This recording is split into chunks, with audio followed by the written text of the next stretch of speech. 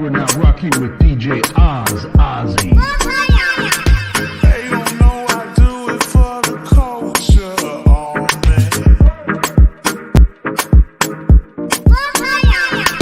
They don't know I do it for the culture, oh man. I should watch the stuff I post, come on man. I should watch the stuff I post, come on man. I should watch the stuff I post, come on man. I should watch the stuff I post, come on man. All the rumors are true, yeah. What you heard, that's true, yeah. Him and you, yeah. If you believe I do, all the rumors are true, yeah. What you heard, that's true, yeah. Him and you, yeah. If you believe I do,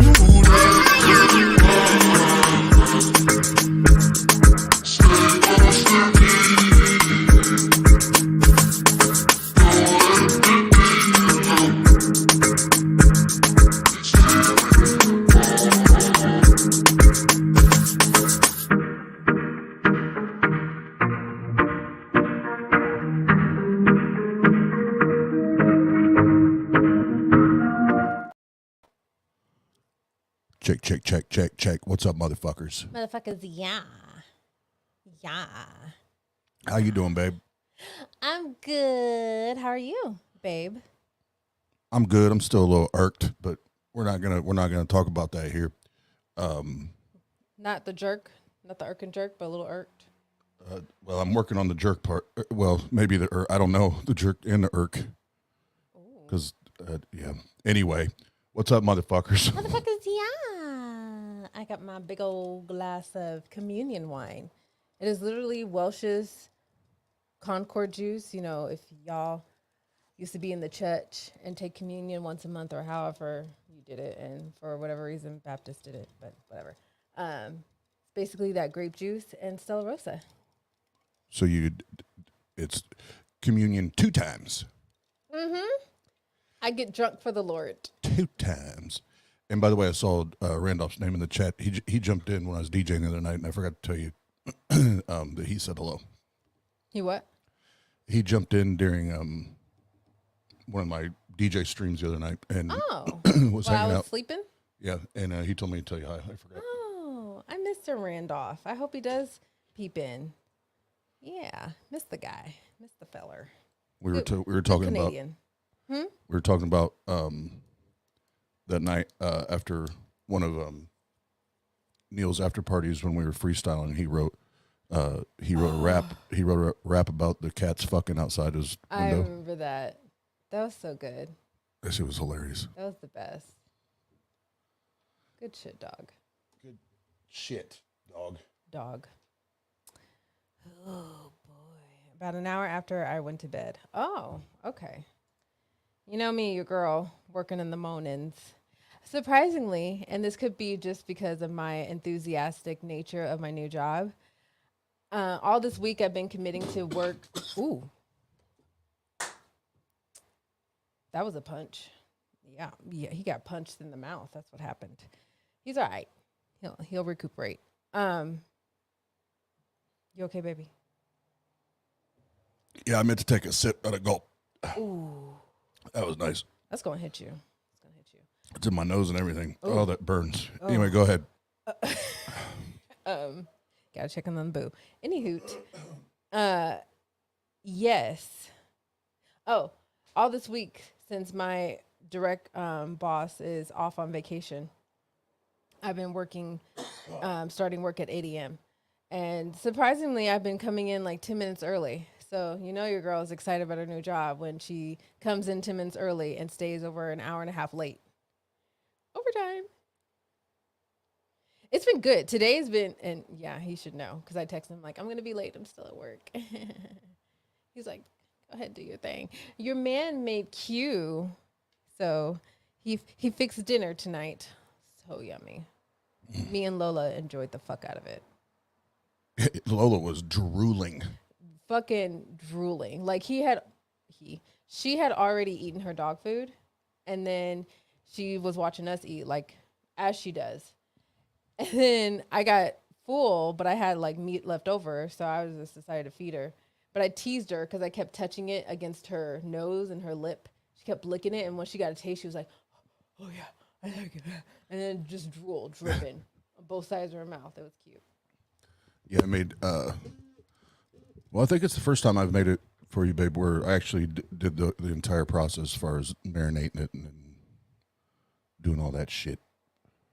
Yeah, it's a whole other ball game when that shit marinates for 24 hours. Baby, that was divine. That shit's fire. Divine. 1, 2, it goes 1, 2, 3, fuck that. Get fucked up. Get fucked up. Get fucked up. Get fucked up. Get fucked up. Get fucked up. Ooh, that drink be hit. So, what you talking about? We're gonna talk about rich assholes. Ooh, I like rich assholes. Fucking assholes. Ooh, I like it. Money and power, and why these motherfuckers think they're invincible, and they're not. They're not. Mm-hmm. One of them I'm sure you all are familiar with, but we'll get into that. I'll get into my excitement and my disgust about that individual later. I found out things. It's 2024, and literally it was last night Jenna got learnt on the totality of the one and only piece of shit O.J. Simpson. The juice. Yeah. Well, I mean, there are things I'll fill you in. I won't dabble too much on it. There are things I knew, but other parts I'm just like, holy fuck. That I'm just so mad at both sides of everything. But anyway. All right, well, it's time for top 10.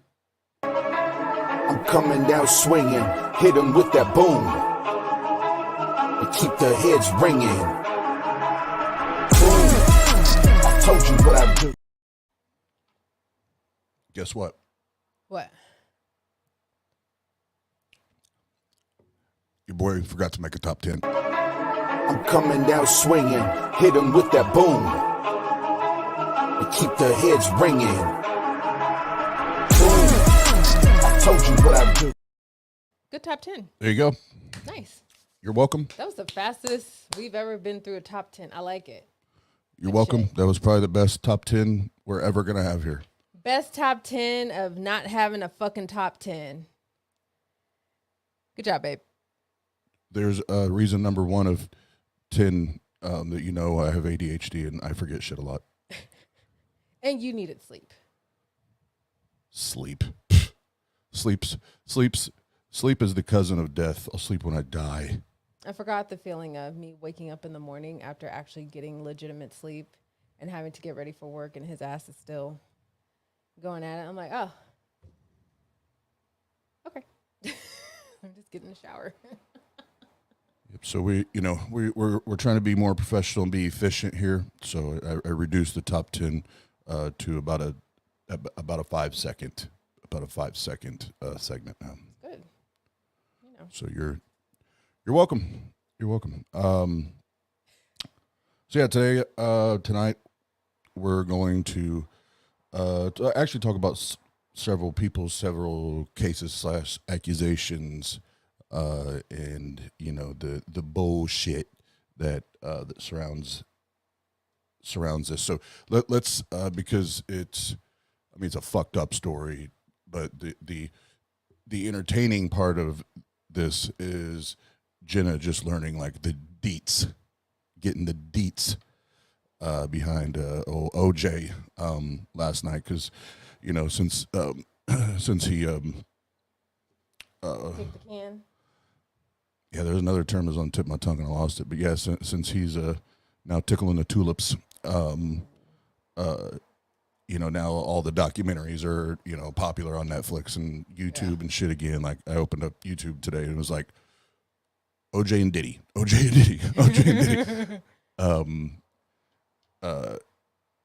So yeah, babe. So learn us on what you learned last night. Okay. First of all, welcome everyone. Good to see y'all. Thank you. 10 of y'all watching. Yay. So I'll say briefly what I have known.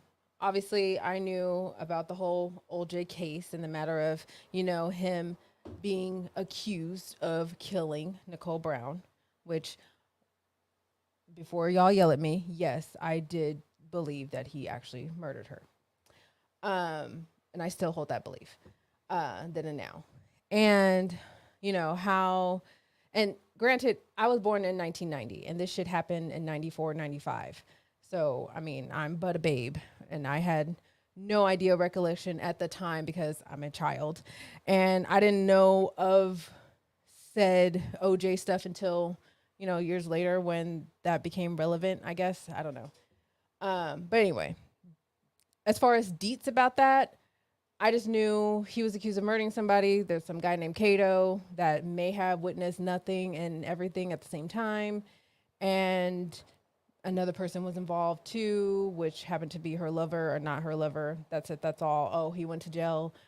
Actually, for real, for armed robbery, was unrelated to the original case. And at that point, I thought he was still in jail. I didn't know he was released on parole a few years ago. But anyway, to more what I got learned on, involving more directly about the Nicole Brown situation. So, this beautiful, awesome documentary, if you guys haven't watched it, if you have Netflix, it's, super popular, #1 now since you fucking passed and kicked the can. This documentary came out in like 2016, 2017, called O.J. Simpson Made in America. It's a 5-part. Every episode is like a movie long, like an hour and a half. You are sucked in. And it doesn't just focus on the OJ case. It focuses on everything going on societally, especially for Black Americans at that time, previous times before it, leading up to it, and the significance of it all. So trust me, it is a must watch if you haven't. Fucking good. But from what I've got from all that was the not impact, that's not the word I'm looking for. How much Nicole Brown suffered within her marriage of being with OJ. Like, I didn't realize how young she was. She was like but 18 when she met him. And I did not know that OJ was already previously married and at the time currently married to his first wife. Didn't know he had a first wife. I thought it was just Nicole Brown. Again, I was too young to know all that history and care. So, obviously a cheater and blah, blah, blah. Great person overall. Super. But then, of course, early in the marriage, finding out that he was a wife beater. I did not know that. Like, I thought, my original thought when I finally learned a little bit about the OJ case was that my assumption was that he became really jealous and out of jealous rage of maybe his wife cheating on him or whatever, murdered her and the guy she was with. Not at all seemingly close to that. It was all, and this is what got me so like fucking mad, because fucking wife beaters and those piece of shits that need to just burn in hell, and I hope he is if hell exists. Like the countless calls to 911 for her being beat, like live recorded calls of her being beat in the background, him being hysterical, shouting, throwing shit. And you see this persona that you see in movies and TV when he did sports media. It's totally unlike the rage and the ugliness, the pure evil of who O.J. Simpson was towards Nicole in private. Like, he would just explode almost on a whim out of nowhere or for petty little shit. The fact that when she tried to leave him and when she started to try and date, he fucking watched her and the guy fuck and then wait until the morning to confront them both. I'm like, this is sick shit. So psycho, sociopathic, narcissistic bullshit. Why Nicole had a cuck and she didn't even know it? Huh? How'd Nicole have a cuck and she didn't even know it? Oh. I appreciate you making it light. I do. For real. No. Good job, OJ. Good job. But just how the fuck was this man acquitted? Now really learning and understanding the countless, almost a dozen time phone calls made to police about him beating her. She having photos of the marks and swelling on her face. the recordings of him in the background being outrageous and scary. Like, if this was not the very definition of a very high profile, rich black man getting all the white privilege in the world, fuck, he had it. Because I do not understand for the life of me till this fucking day how this man was acquitted of not murdering her and that other man when there was so many leading up evidence to the point of the time of her death and the physical evidence on the scene that they got into such dramatic detail with. Anyways, yes, those are the things I found out, and other things, you know, more involved with the case and how fucking Johnny Cochran and, you know, black people, there's so much I can say about just the societal things that were happening around then, like the riots and the Rodney King beating and the murdering of that young 14-year-old girl by that Asian or Korean store owner, all the shit. LAPD police brutality, yes, piece of shit, way back when, probably even still now. Like, all of that bullshit accumulating, and then this one man being on trial, and how, you know, the whole Bronco thing with the chase and leading up to his house, them allowing him to go to his fucking house, and how that situation was handled, which I saw the tapes of him on the freeway. I never saw the moments thereafter when they were at the house and how that was handled. Never saw that shit.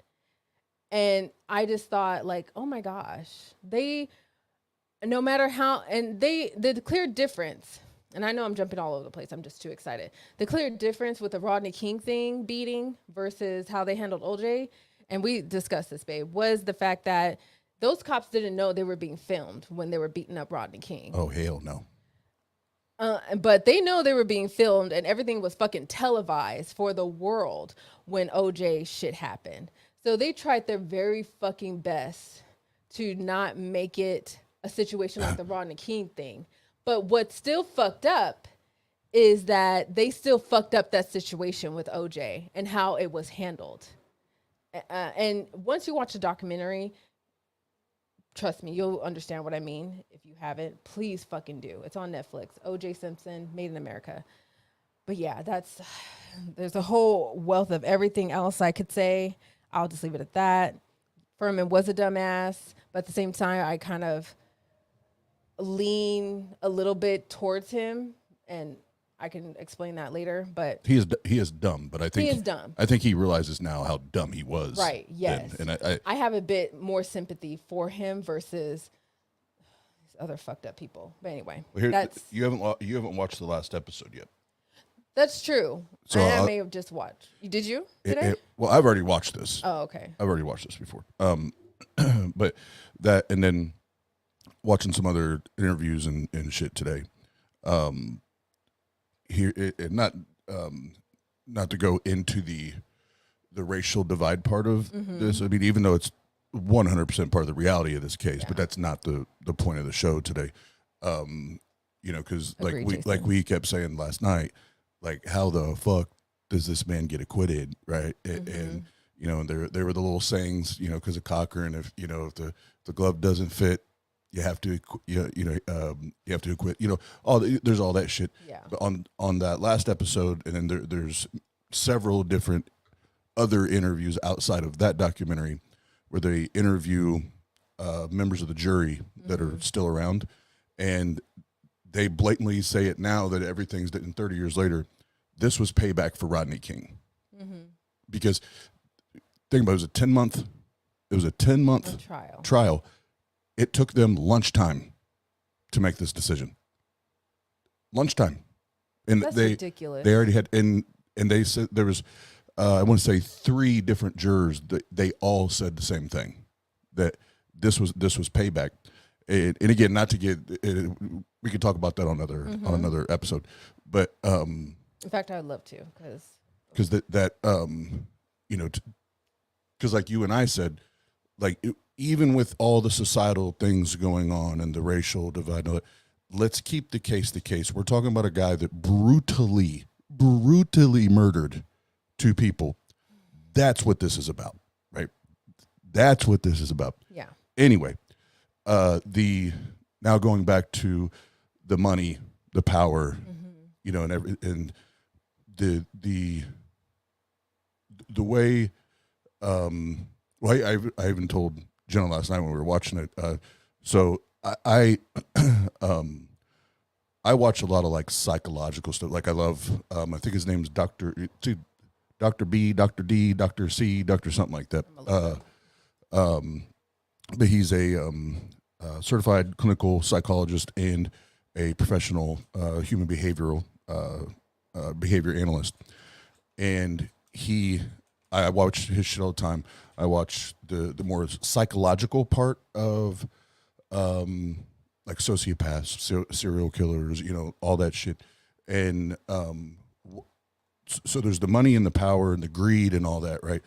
But OJ reminded me, and this is my long story to get what I told Jenna last night. Watching him again in court, because it's been a while since I watched any of that footage, it's eerily similar to if you watch Ted Bundy courtroom videotape.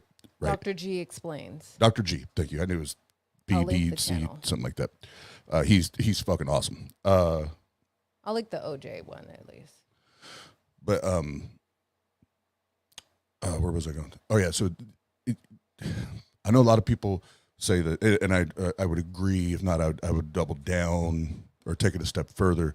That not only was he a narcissist, I do think OJ either was a sociopath or was borderline sociopath, because that dude gave no fucks about nobody but him, and he would fuck anybody over and not give two shits about. And that's a tall tale trait of sociopath, where it's not that they don't feel any sympathy or empathy at all, but it's so minute that it doesn't, when they hurt somebody, it doesn't sting, right? Yeah. There's not, if you and I, even if it's just, if we feel like we may have just a little bit hurt one another, we feel like shit. Yeah. Right. And we're immediately apologizing and like I'm sorry, either I didn't mean to say it that way or that it came out the wrong. Like we're immediately apologetic and we're owning it, right?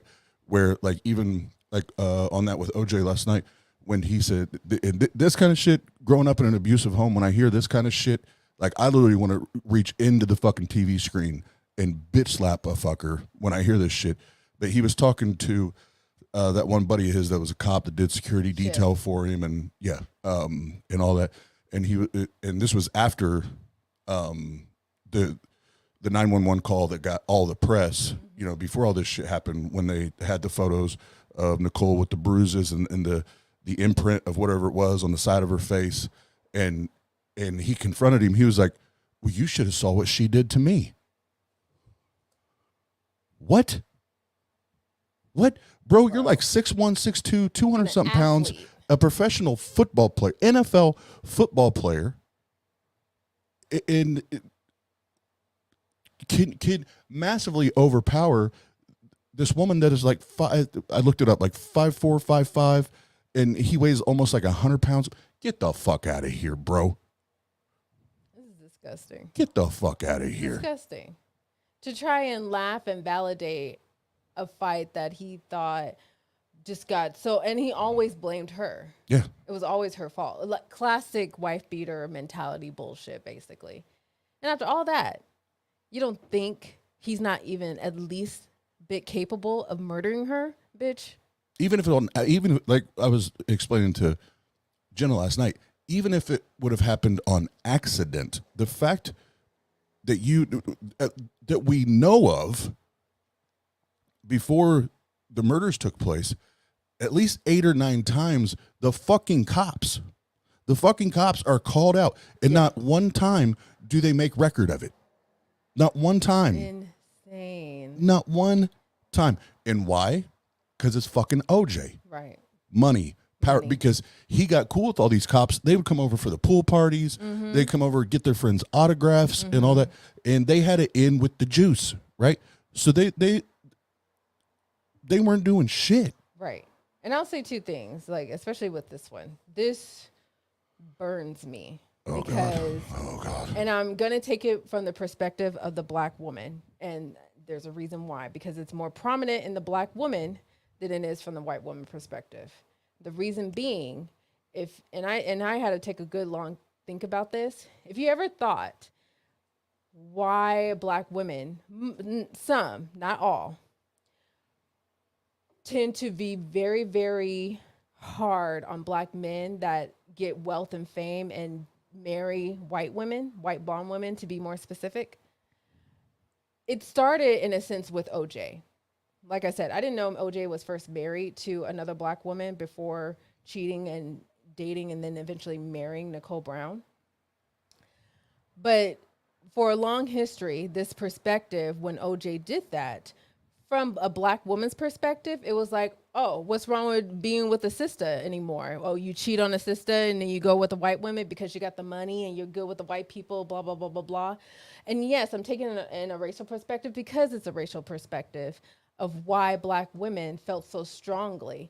And in the documentary series, there is a black woman that voices the very thing that you're quoting, Beck.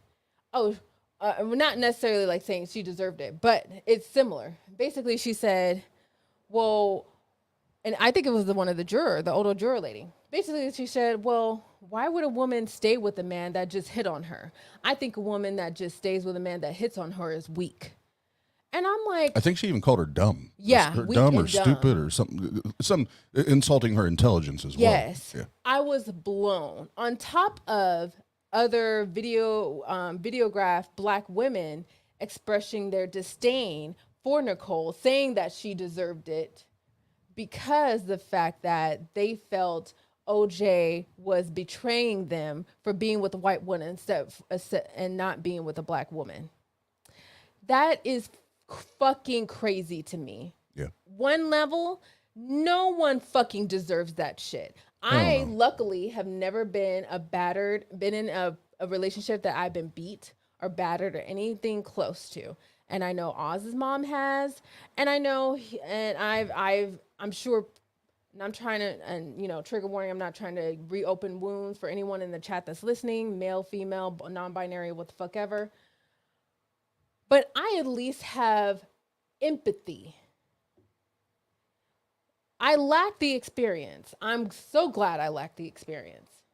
But I at least have the empathy to recognize how difficult of a situation it would be for a woman that has children, that she would stay in an abusive relationship, marriage, for the sake of her children. Because for a time, that's clearly what Oz mom did. And I'm sure that's in many cases for many women or men that have stayed for the sake of their children or any other reason. And yes, you named it when we were discussing this last night.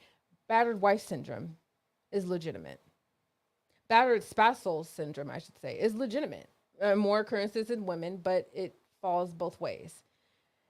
To say that someone deserves that and they're dumb for not escaping it, you're full of shit. You're the dumbass for not realizing how difficult that is and then not at least having an empathy for that person.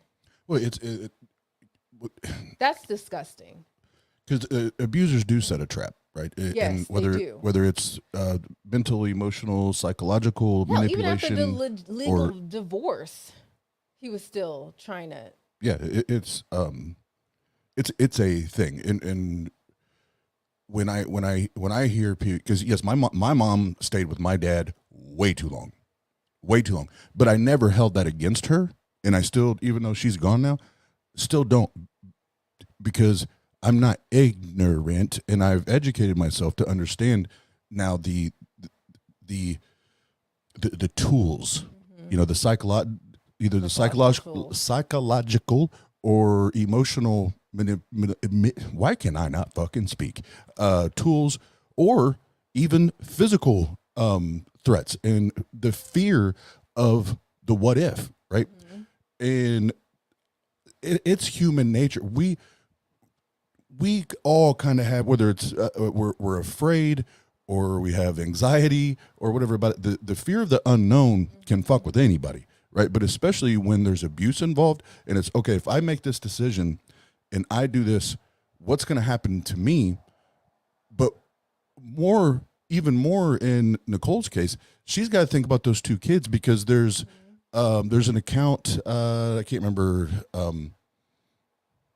Now I can't remember who shared it. It was somebody involved with the case. I can't remember who it was now. But they said there was one time that he had threw Nicole on the ground and went after the two kids that they had together, and it's like, this man gives no fucks, right? No fucks. And anything he can do to control the situation and the people involved, he's gonna do it, right? Yeah. So when you have that level of fear and manipulation and threats, all of that, and then physically, because obviously now we know that physical abuse was taking place here for fucking sure. It, like on the one time the cop came out, or once or twice, she's literally telling them he's going to kill me. Yeah, he's going to, so that living with that kind of fear, that's not something you just dipset, right? And it's like, fuck you, I'm gone, right? Because you've now been groomed / programmed, now rewired to think that I can't do this because of this person, or if I do this, this person's going to get rid of me or beat the shit out of me, or whatever, whatever the threat is. So yeah, when I hear people say that, or even, I think Carrie Ann mentioned a minute ago that, well, have you tried to work it out? Once the abused has made that decision, and now all the shit's flying in the air, right? And there's all the dust, all the smoke. Listen, Linda. You can't work out a hit in the face in my book. You touch me, I'm gone. The only thing we're gonna work out is next time that happens, how I'm gonna whoop your ass. If I'm lucky to have the mental fortitude to leave you, because I don't know what type of situation I could find. I'm not trying to preemptively say anything. I'm just speaking as an example for Nicole, for, to her benefit. She was young. That was her, to my understanding, her first marriage, her first relationship, if that. And to a person that was so powerful. Hell, he was so powerful that he secured money for her side of the family. And look at this. She had her side of the family speak those words of reconciliation because of the fact that they don't want to lose out on the money from this dude. He had so much control with the children. He had so much control of her life, period. I thought, and I didn't really know much about Nicole. She was young and beautiful. So my instant thought was, oh, he married her because she was a young model. She was nothing like that. I think Nicole was basically a stay-at-home wife. She had aspirations of being a photographer and doing something with art, but she never really got the chance to pursue that because of the control and the raising of the children, but ultimately the control of fucking OJ Simpson. She was a server at a restaurant when they met. So Yes. It's not like she was a celebrity. She like the world didn't know who she was until she was OJ's now wife. Right. Before we keep going, we got 15 people watching, so just want to say what's up, everybody. Thanks for hanging out. Appreciate you. Appreciate you. 2, it goes 1, 2, 3, 4. Get fucked up. Get fucked up. Get fucked up. Get fucked up. Get fucked up. Get fucked up. Al, you just do. You just do. Woo, woo, woo, woo. What? There it is. Found it. What a rush. Now I can have my drink. There we go. Yes, thank you. Wow, I love everyone that's here. Great to see everyone. 15 views. I think we have about 55 subbies the last I checked. I'll double confirm in a minute, but appreciate y'all for sharing, and being a subscribey to the channel. A what? A subscribey. How about a subby? That sounds a little better. I like subscribey. Okay. Screeby. I can't even say it. I'll say this and we'll move on to the next Joker. As far as the actual court case, did the prosecutors fuck shit up? Hell fucking yeah, they did. Hell fucking Did Yes. the defense fuck shit up? Well, they won.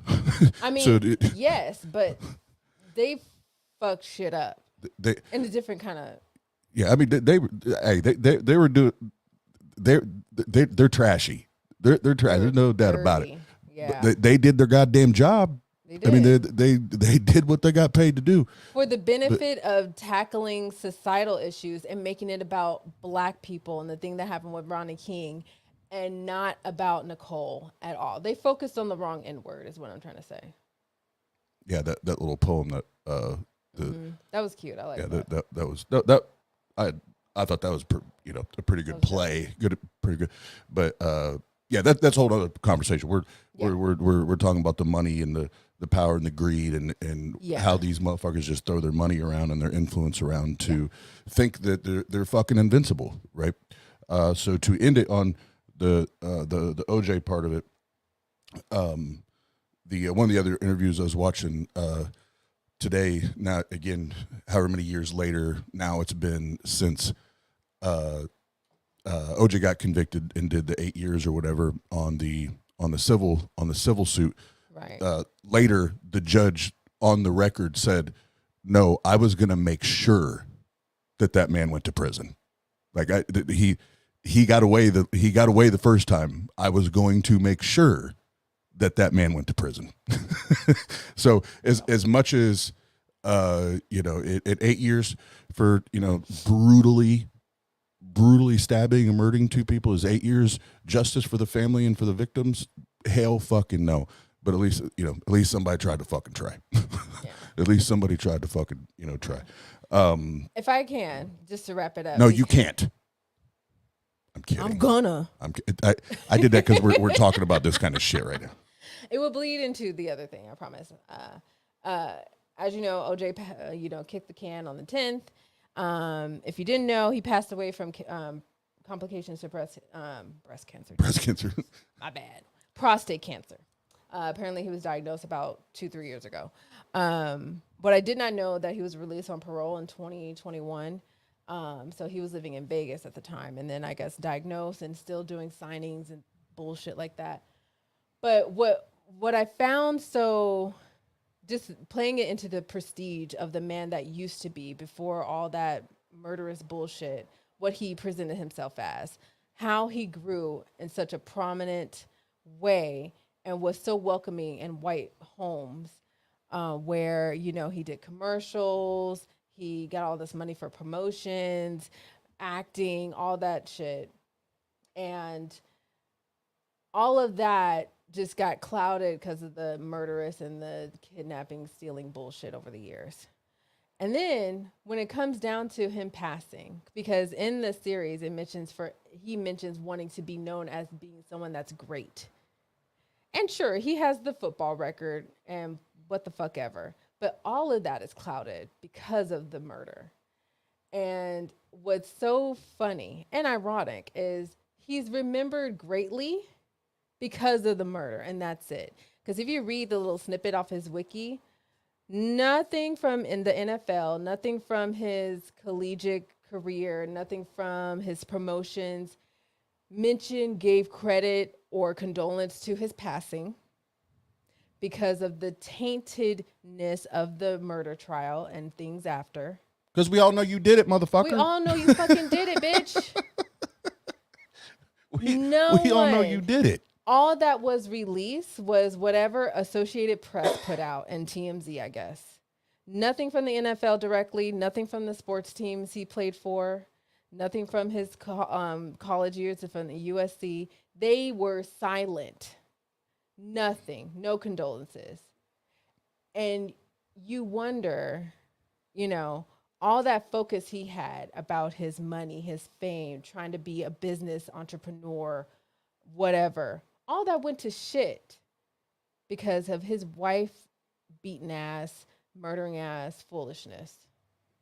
No recognition for none of the greatness or whatever. Because at the end of the day, he got recognized for what he finally was because of what he did. It was no longer about the money and fame and his track/football scores and stats. Absolutely. It was this. and what the fuck he did. Yeah, being a great athlete doesn't mean you're a great person, and we've seen that displayed not just with not with just OJ, but you can be a generational talent, athletically speaking, and be a piece of shit human being, right? Or be an amazing musician or artist of whatever or what the fuck ever profession you can be the best in your profession and still be a piece of shit human. There you go. You know, we have enough examples of that to know that to be true. So, yep. Fuck you, OJ. Hope you're rotten in piss and vinegar and urine and all that shit. Who the fuck hope you are. All that shit. You deserve it. Anywho. Next. Who on the docket? Who you be watching? So, just a quick update on Diddygate. Diddygate. So Lil Rod, the now former producer / artist of Diddy's that crashed the entertainment industry with his lawsuit. Diddy's attorneys for weeks have been saying all of these are lies. Lil Rod has no evidence. Blah blah blah blah blah blah blah blah. Oh man. I think it was. Shut your mouth now. I want to say it was my grandpa used to say, "Be careful what you ask for because you may get it, but it's not what you want." So they're saying they don't have evidence. They don't have this. They don't. So again, we talked about this on another episode. Lil Rod's attorney is a fucking pit bull. And he's like, all right, you want to keep pulling our, or trying to pull our card or call our bluff? Watch this. Bring it. Lil Rod,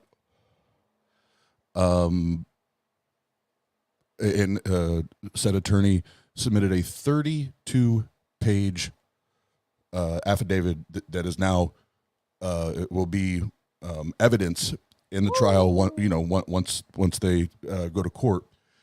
Not only does he spell it out in fucking detail, all the shit that he saw. This month, when we say receipts, number one, literally receipts of purchasing this, purchasing that for Diddy that he went out. The motherfucker has videos. I'm not one or two. Like hours of video, and one's already got leaked, and I'm not going to play it because of YouTube. But it's I can't remember now. You can search it later. It's easy to find right now. It's either Diddy and Usher or Diddy and Meek Mills. It's one of, and let's just say they go into Pound Town.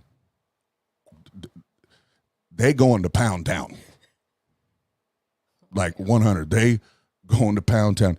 So it's like all this shit that they're like, no, they're making it up. Y'all motherfuckers done fuck with the wrong one. Bro, you just don't present a 32-page nothing and risk perjury. You just don't do that shit. Well, because now that this is like legal shit, right? Like this is going to be evidence. Yeah, the videos. If the court were to find out that he's committing perjury, not only is it prison time, that means he would have to pay all of the legal fee, like attorney fees, legal fees for Diddy and everyone else that is being included in said lawsuit. You just don't do that. You don't. Look. Come on, that much of a risk? I think he's for real. Yeah, well, now that shit's already starting to leak. Oh my God. So there's that. Well, and now his former bodyguard. Oh God. This is new. This is an update for me. Hold on, I'm gonna listen. Let me take a drink. Yeah, let's have a drink. Yep. 2, it goes 1, 2, 3. Get fucked up. Get fucked up. Get fucked up. Get fucked up. Get fucked up. Get fucked up. Whew, fill us in, baby. What's up? So former bodyguard. So he's seen a thing or two. And you could tell like he's trying to drop some breadcrumbs because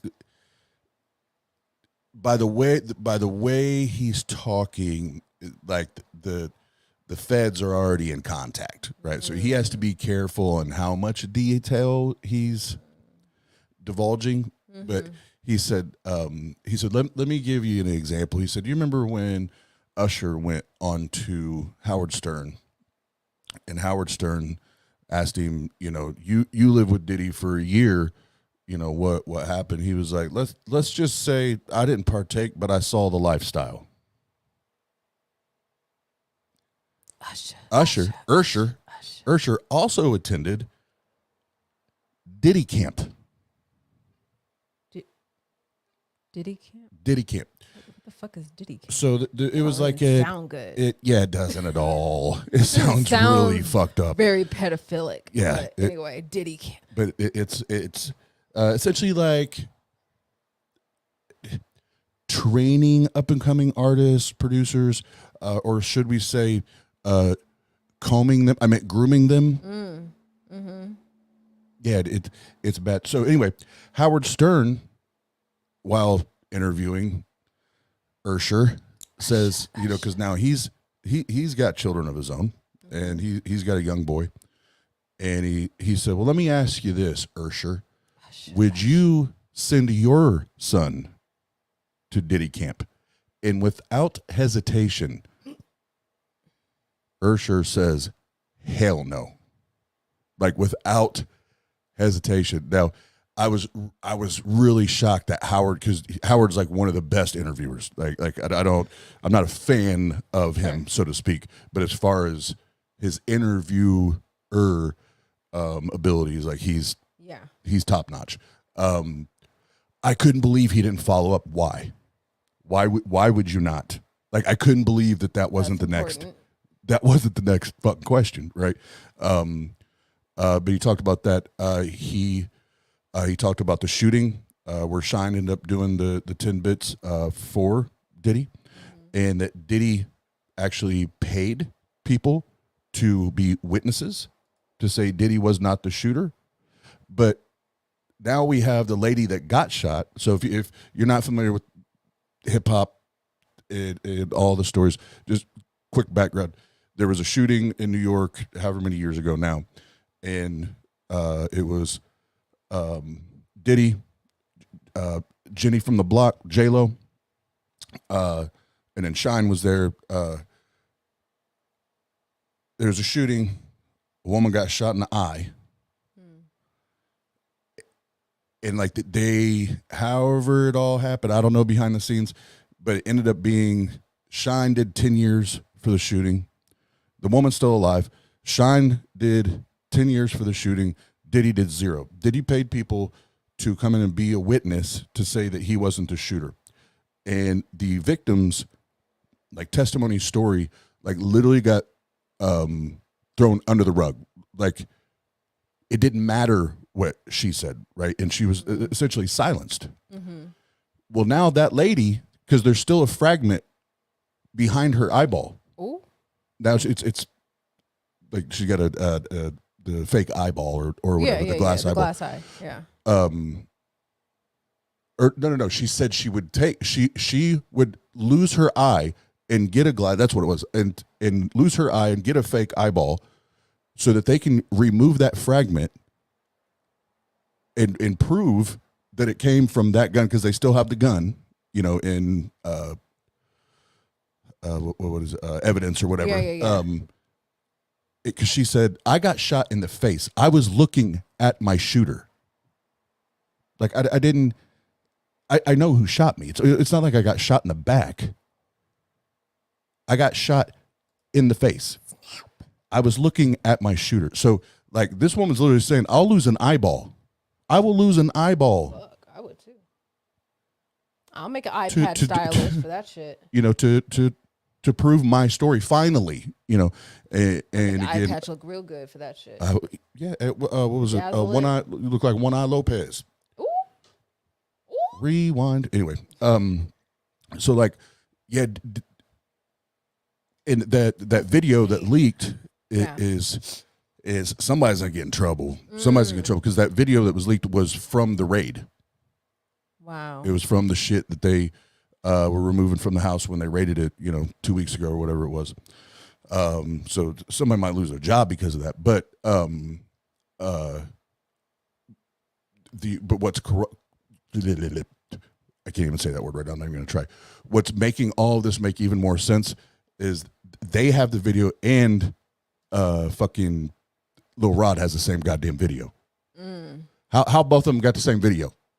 How both of them got the same video? Come on now, Diddy. Stacks up real good. Stacks up real good. You fuck, Diddy. You fuck. 2, it goes 1, 2, 3. Get fucked up. Get fucked up. Get fucked up. Get fucked up. Get fucked up. Get fucked up. Now, how does all this tie into money, power, greed, yada yada yada? Well, one thing I'll give Cat Williams some credit for. He said it. He said it in January. He was like, 2024 is going to be a year where all y'all motherfuckers start getting shit on. Fuck. That been doing this dirty shit. And again, there's parts of that interview that I call bullshit on. Like when he starts talking about Illuminati, blah blah. Look, when motherfuckers like him say Illuminati, here's what they're talking about. They're talking about the elite wealthy, not millionaires, billionaires, right? The ones that can literally do whatever the fuck they want, whenever the fuck they want to do it, and have people removed, Silence. like bodied. Disappear. You're bodied. You're done, and nobody ever knows what the fuck is happening, right? It just like the which Little Rod gives in detail that last shooting that happened at Diddy's studio with Diddy and his son Christian. We still don't know his name is G. That's all. I haven't heard his legal name yet. Yeah. But G, the one that got shot, he went to the hospital, got treated, left early. Still, no one knows where the fuck this dude is at. This motherfucker was bleeding out. How does a motherfucker... Anyway, going back to the money, the greed, the power. Diddy's been doing this for, they're saying like 20 plus years that this shit's been going on. And his money, and now again, the manipulation, the scare, the fear tactics, like he... and the Bodyguard talked about this too, which was interesting. The Bodyguard and Little Rod talked about, and even what's her name? The other one, his now ex-wife. Kim. No, Cassie. Oh. Cassie. Well, that was her stage name. She okay. In her lawsuit, she said the same thing about Diddy, is that he'll like play wrestle or like roughhouse. Right. But he goes just enough overboard and just too far enough that he sent this message like, I'm only fucking with you right now because I care about you and I love you. And like, this is me fucking around. But just know if shit goes sideways, I'll fuck you up. And the Bodyguard said, he's like, people think Diddy's this bitch. Diddy will throw hands. Like, he's not this hoe that everybody thinks he is in the streets. The dude will throw hands and will fuck you up. He's not a small dude. He said, and especially these younger guys are coming in, they're 18, 19 years old. And he does this again as the fear, the grooming, the manipulation. Like, just know, like, we're roughhousing, play fighting right now, but I will fuck you up. You go sideways, I will. And I thought it was ironic that both of them shared that same story. And, like Little Rod asked one of the other people, like in the group or organization, is like, damn, why did he keep fucking with me? Why does he keep picking on me? And they would tell him, oh, that's because he loves you, cares about you. But then the Bodyguard was like, no, that he's telling you, he's giving you a message. Don't fuck with me. Mental games. Yeah, don't fuck with me. So you take that, and we all now know that there's fucking cameras, not just cameras. Now we know microphones all over the crib, like in every goddamn room of the house. And he used that as blackmail. Like, if you say shit about me, just remember, I got you on camera. I get you. So like this constant fear and manipulation, and he would throw that power around and would use the money part of it. Like he would tell them, well, if you don't do this, you don't get this money. This is my money. This is my house. And like how he got Justin Bieber all fucked up. He gave him a Bentley or whatever when he was 18 or 17, whatever, and then bought him this mansion when he turned 20 or whatever. Like was literally using these things to entice and but then have that to dangle over your head. Like, I'll just remember, you ain't got shit without me. You ain't shit without me. You know, and I remember my dad saying that to my mom when it first started, the idea of her leaving started to just float around. And I remember in my bedroom hearing him screaming at her and telling her, you will never make it without me. You can't do this without me. You know, so it's that kind of shit. Yeah, fuck you. Fuck you. And this kind of sounds like an obvious question. It's like, well, two parts to this. One, how motherfuckers go so long with getting away with shit like this, like the OJs and the Diddies and the R. Kellys of the fucking world, and the Trumps and that one fucker that killed himself in jail, or supposedly whatever. Oh, the Epsteins. Yeah, that bitch. How motherfuckers go so long with getting away with this shit? One, that's the one question, which seems obvious.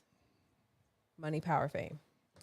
Two, why it on the victim side, why it takes so long to come out and talk about this and make it known? Because of the money, power, fame, still from the first question, that controls them or puts them in that fear box. Because if I say something, something's going to happen with my life. Yep. And then Absolutely. two, who the fuck would believe me? Who the fuck would believe me? And, you know, it's, you know, women only, this is what I hate. And, you know, I don't absolutely go on the side. I'll always believe the victim, because victims pull, not all, and I'm not saying all victims are women. Victims are victims. That's it. You're a victim of something. Doesn't matter what gender you are. I don't contribute to always saying I 100% believe the victim. There has to be some hard convincing to that to make me follow what the fuck is going on. Yeah, I'm with the. Correct me if I'm wrong. I think we're saying the same thing.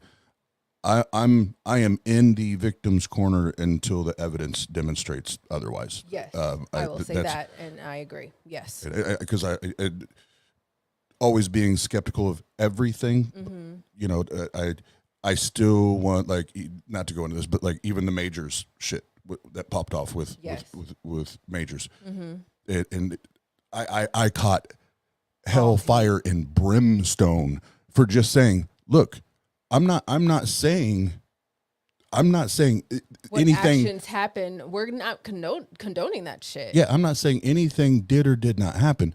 Let's just follow the process, right? And I didn't even take a side. I said I am neutral, because I didn't even know at that point. I didn't even know if there was a victim, because there were no victims talking. It was other people outside of the said situation that were making the accusation. So I couldn't even side with a victim, because I didn't even know who the fucking victim was. Right. I'm going to take the side of the victim, but as far as my judgment is, I'm going to remain neutral until the evidence is shown, and then it's done. That is the best case course of action anybody can do, because what if it turns out that you're just being played? Like, even, you know, that one documentary that we watched before the OJ shit about that young girl in Canada that made herself the victim of a murder and attempted murder of some people that ransacked the home because of money, and made herself the victim because she got tied up but lived. But turns out she orchestrated the whole damn thing to get her parents killed in the first place. First she was the victim, then it turns out, oh, it was her plan all the fucking long. Yeah, and she's the one getting sentenced to life in prison. You know, so and that's what I'm saying. You take the side of the victim until the evidence comes out, right? You know, or You don't once the know. evidence comes out, you know for certain. Yes. But how do we even get there? I think you were trying to understand my other part to question was why it takes so long for a victim to come out and say something. And I was further going to add to that by saying, you know, yes, it's the money and the power, the fame of the person that they're trying to go up against. But nowadays versus how it was, you know, back in the 90s with the OJ shit and Diddy doing his diddling and R. Kelly doing his pedophile shit too, you know, we didn't have the recordability cameras. Not only that, you know, society, but 20, 30 years ago was still a lot harder for women, especially a woman of non-white ethnicity. Like a lot more difficult to be believed with situation like that. Well, and in these it falls along the lines situations, of what you said, Carrie Ann. Oh, women aren't to be taken seriously. You're being too emotional. You're paranoid. Oh, give him a chance. But yeah, I was gonna say in this situation, I would say that we can make it there. We can make a safe generalization that women in general in that situation are to not be trusted or believed, right? Which is bullshit, by the way, bullshit. Because it's not. They're not to be taken serious. You know, take the man on his word. Take the man on his word. God damn it. Oh, and it was taken. Those interviews OJ had were fucking disgusting. Where the other guy would just sit there, kind of chuckle, but you know what they were saying about you about the press. I mean, that had to hurt your reputation, right? But you're okay, right, OJ? Yep. And to this point, hold on. If I get my mouse to work. Yeah, it's Jen and I talked about this the other day on a different topic, we weren't talking about OJ, we were talking about something else. But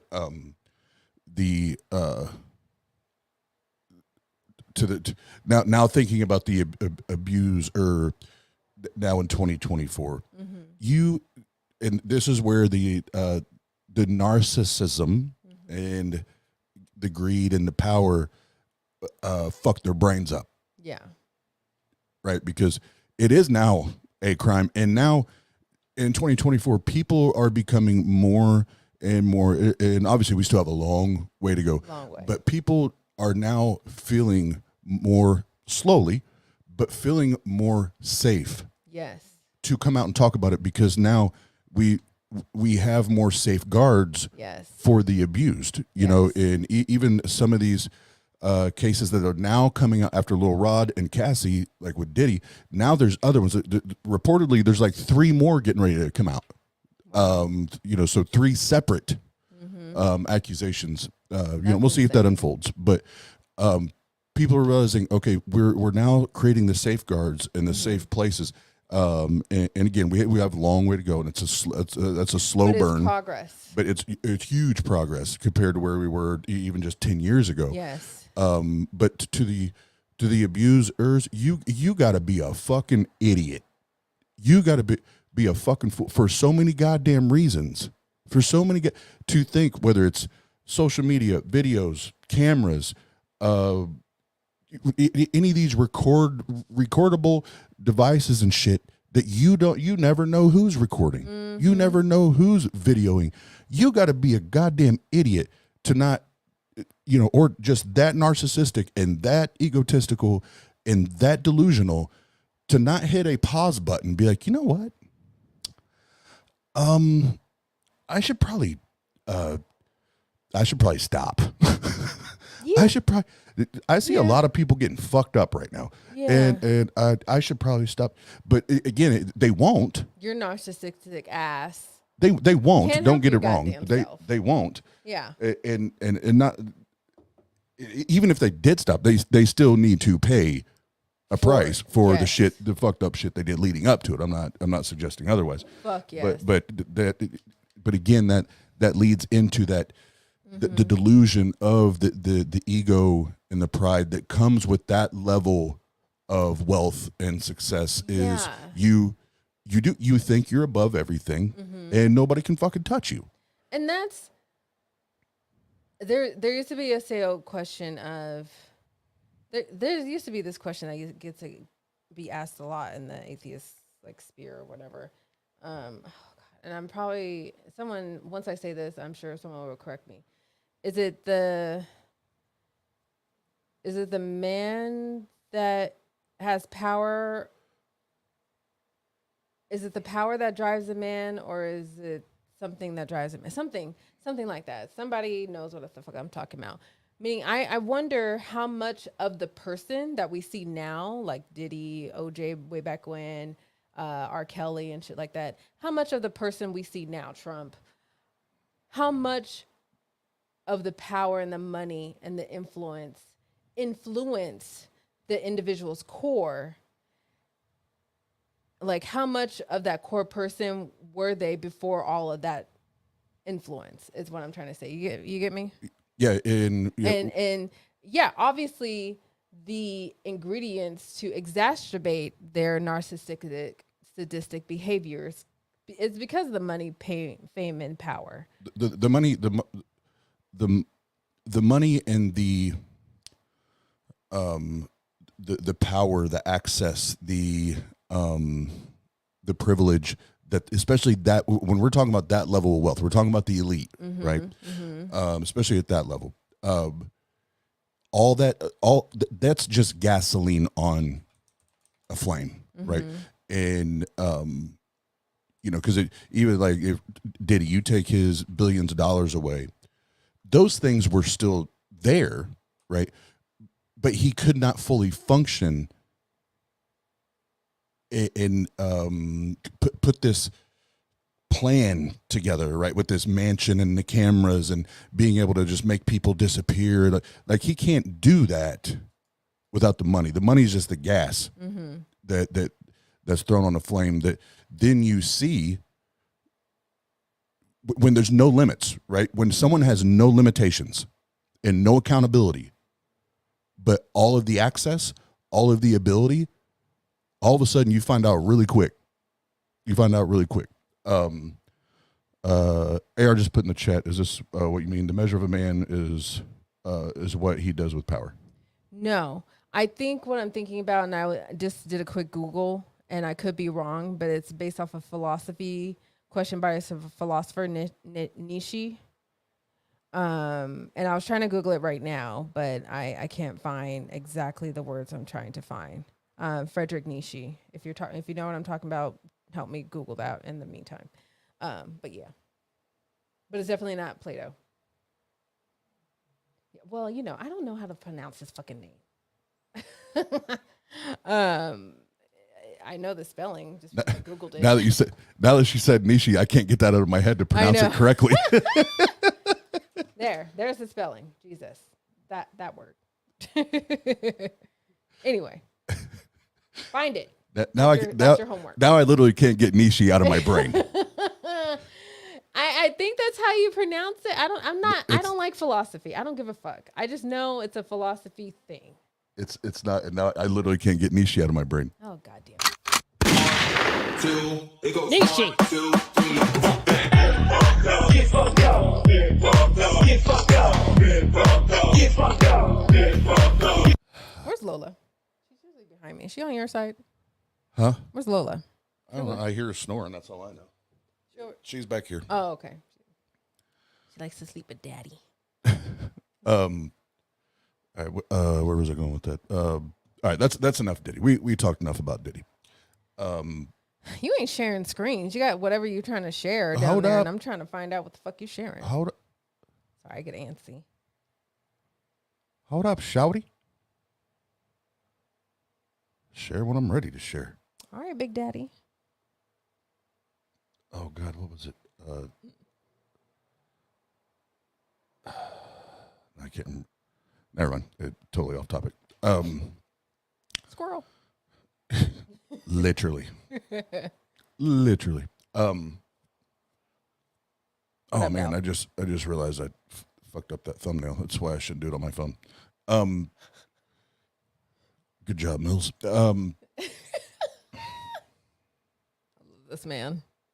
Well, on my phone after not sleeping. I can't get Nishi out of my head. Oh my God. Nishi. Here you go. Nietzsche. You know what? I think it's really Nietzsche that you pronounced it Nietzsche. Really? Really? Really? Really? What's next? What other powerful motherfucker do we have to talk shit about?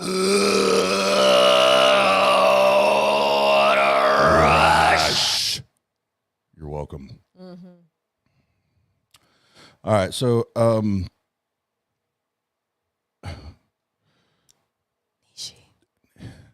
now we're going to review some material from the great philosopher Nietzsche.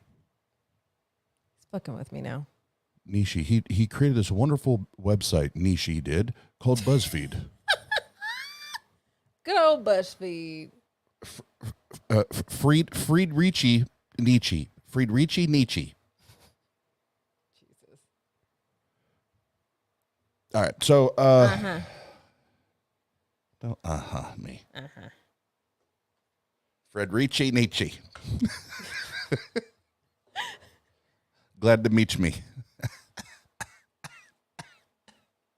He is. I might be a little. He's definitely slap happy.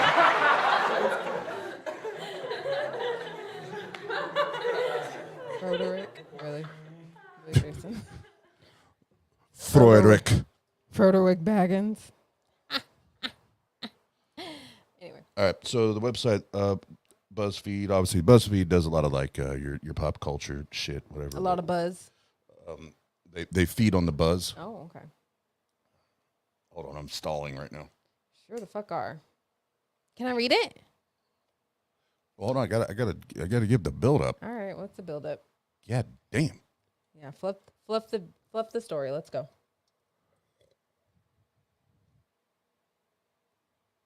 Now you're gonna have to wait. Friedrichsensteins. Steens. Stop distracting him. It makes him stall longer. Friedrichsensteins. Says Nietzsche. Friedrich Nietzsche. Holla at you, boy. Okay. So we're just gonna go through this real quick, and then we'll open up the phone lines if anybody wants to holla at you people. So upon this, I was like, you know what? How many accusations are out here? And there's some of these I was like, fuck, I forgot about this. And there's other ones I was like, holy shit. Never heard about this. Never heard about this. Can I read these? Just ask.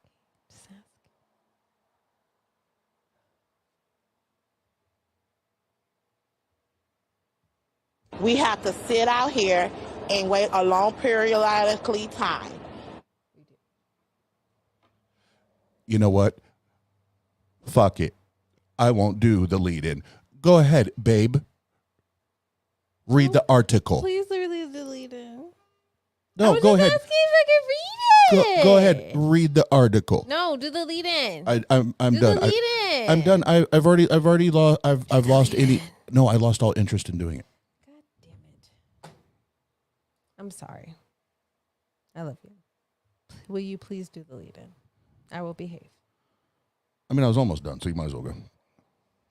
No, I don't know what the lead in was. Can you please? So this is a list. I think there's 7, 8, something like that, of most of them very well known male celebrities that have either been accused or even convicted on some dumb shit that either was at first like swept under the rug or, but at the end of the day, it's still the same story where their money, their power, their fame, their success or whatever either overrode or silenced the victim or victims. And like I said, some of them end up being convicted, if I remember right. But it's like it just goes to that thing where I just think money. I hate quoting the Bible, but there's some stuff in there that I do think could be applied to real life, minus all the woo and the supernatural and the dogma bullshit, whatever. But like the lust of money is the root of all evil, right? And you hear people say all the time, money is the root of all evil. That's not what the book says. The book says it's the lust or the love of money is the root of evil, or all kinds of evil.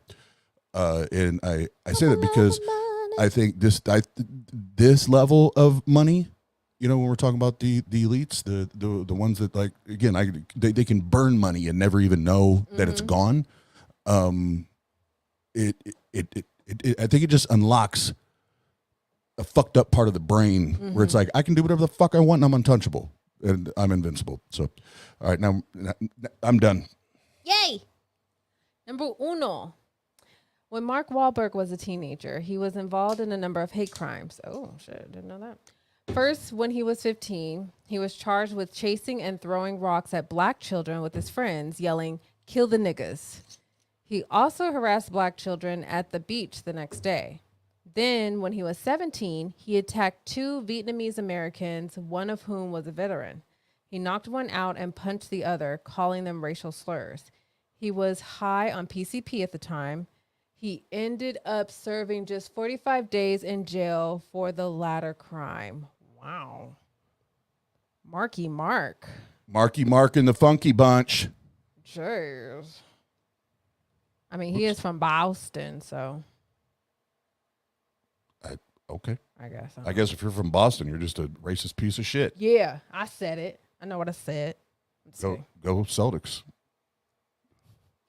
Wow. Oh, I read more. Oh, Wahlberg claimed the latter attacks had nothing to do with race, but as he had previously been found guilty of violating civil rights for the former attacks, he was found in contempt of court.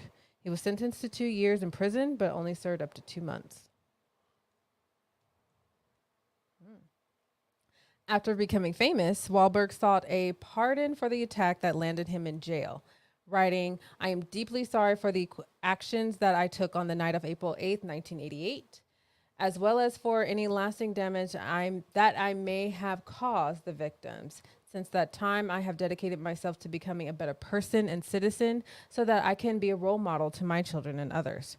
While he eventually dropped the pardon, he claimed in 2020 that he really had changed. Quote, "I took it upon myself to own up to my mistakes and go against the grain and not be a part of the gang anymore. To say that I was going to go and do my own thing." And if that's true, good for him. Hey, I am not one to deny a person to redeem themselves. I'm not. One of the men Wahlberg attacked, Johnny Trin, supported Wahlberg in receiving a pardon, saying, quote, "He was young and reckless, but I forgive him now." That's great. Beautiful. Everyone deserves another chance. I agree. Absolutely. In contrast, one of the young children Wahlberg harassed, Kristen Atwood, said, "I don't really care who he is. It doesn't make him any exception. If you're a racist, you're always going to be racist. And for him to want to erase it, I just think it's wrong." I don't agree with that statement.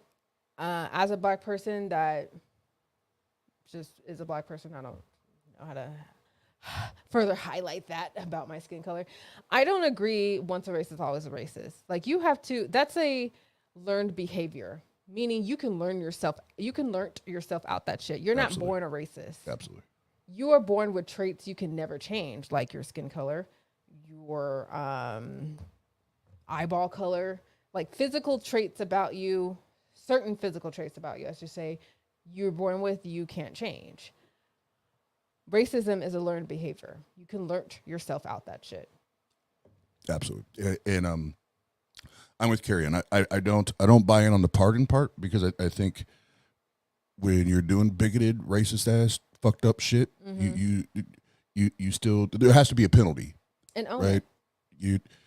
And yes. But yes, you yes, acknowledging it, owning it, and saying, okay, I want to do different. That's one thing. But if you're, as long as you're doing different and you're doing better and you're being better, right, and you're treating people better, that's it. Then that's what we care about, right? Yes. That's what we need, and that's what we need to see. That's where, again, the words ain't shit, right? I don't care what you want to do. It's what are you doing, so yeah, that's my two piece and a biscuit on that one. Are you skipping over a few people? Yeah. Okay. I am. John Hamm. I like his last name.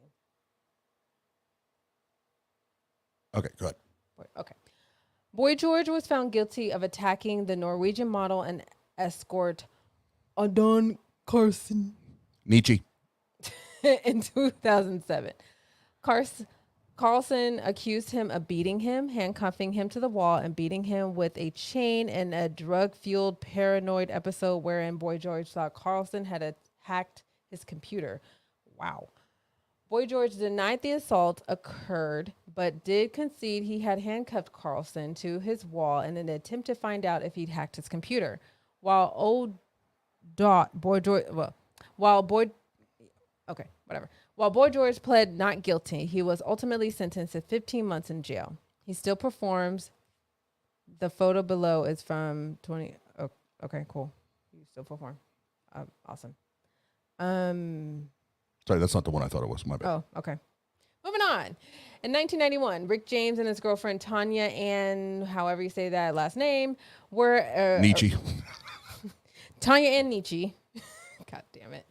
Were arrested on suspicion of imprisoning and torturing a 24-year-old woman over the course of 3 days. Good Lord. I think I remember that, actually, or recall learning about that.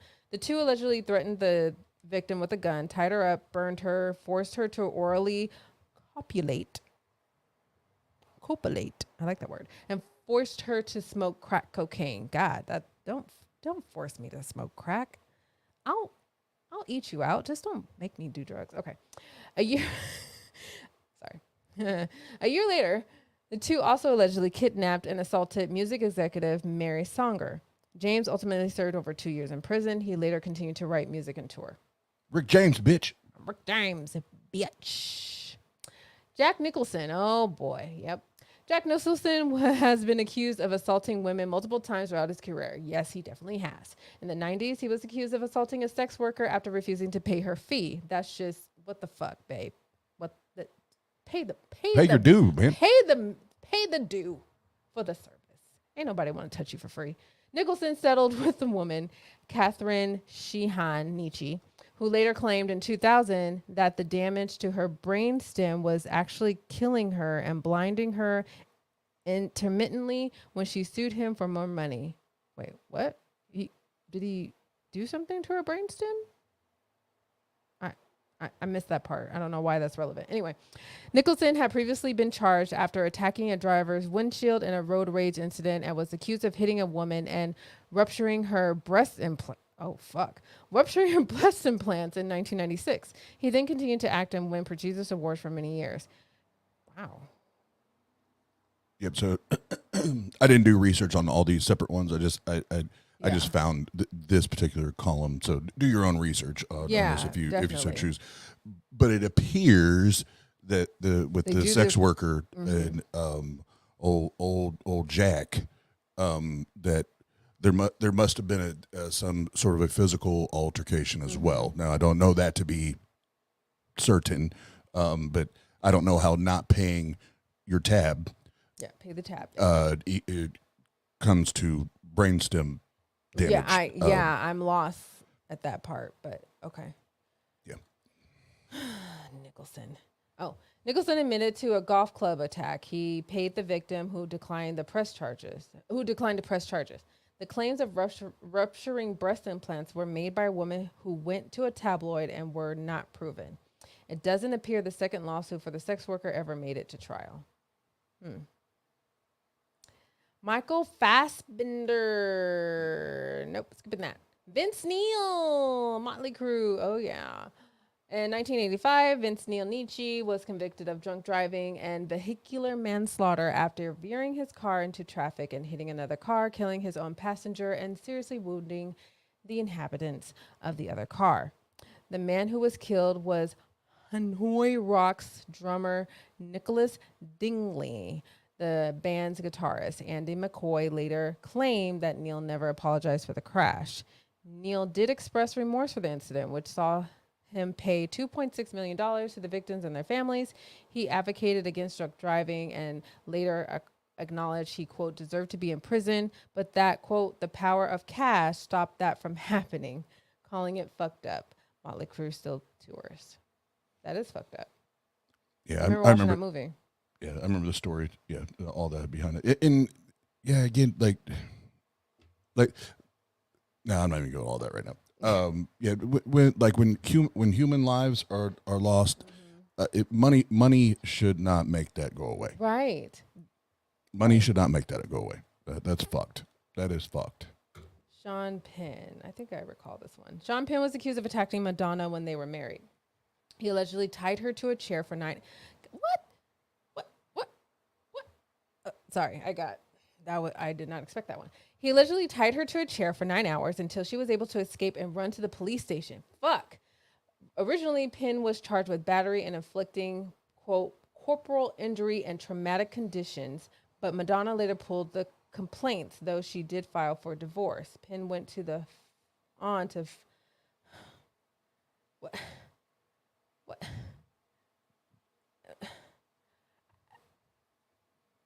I'm bothered. I'm just bothered.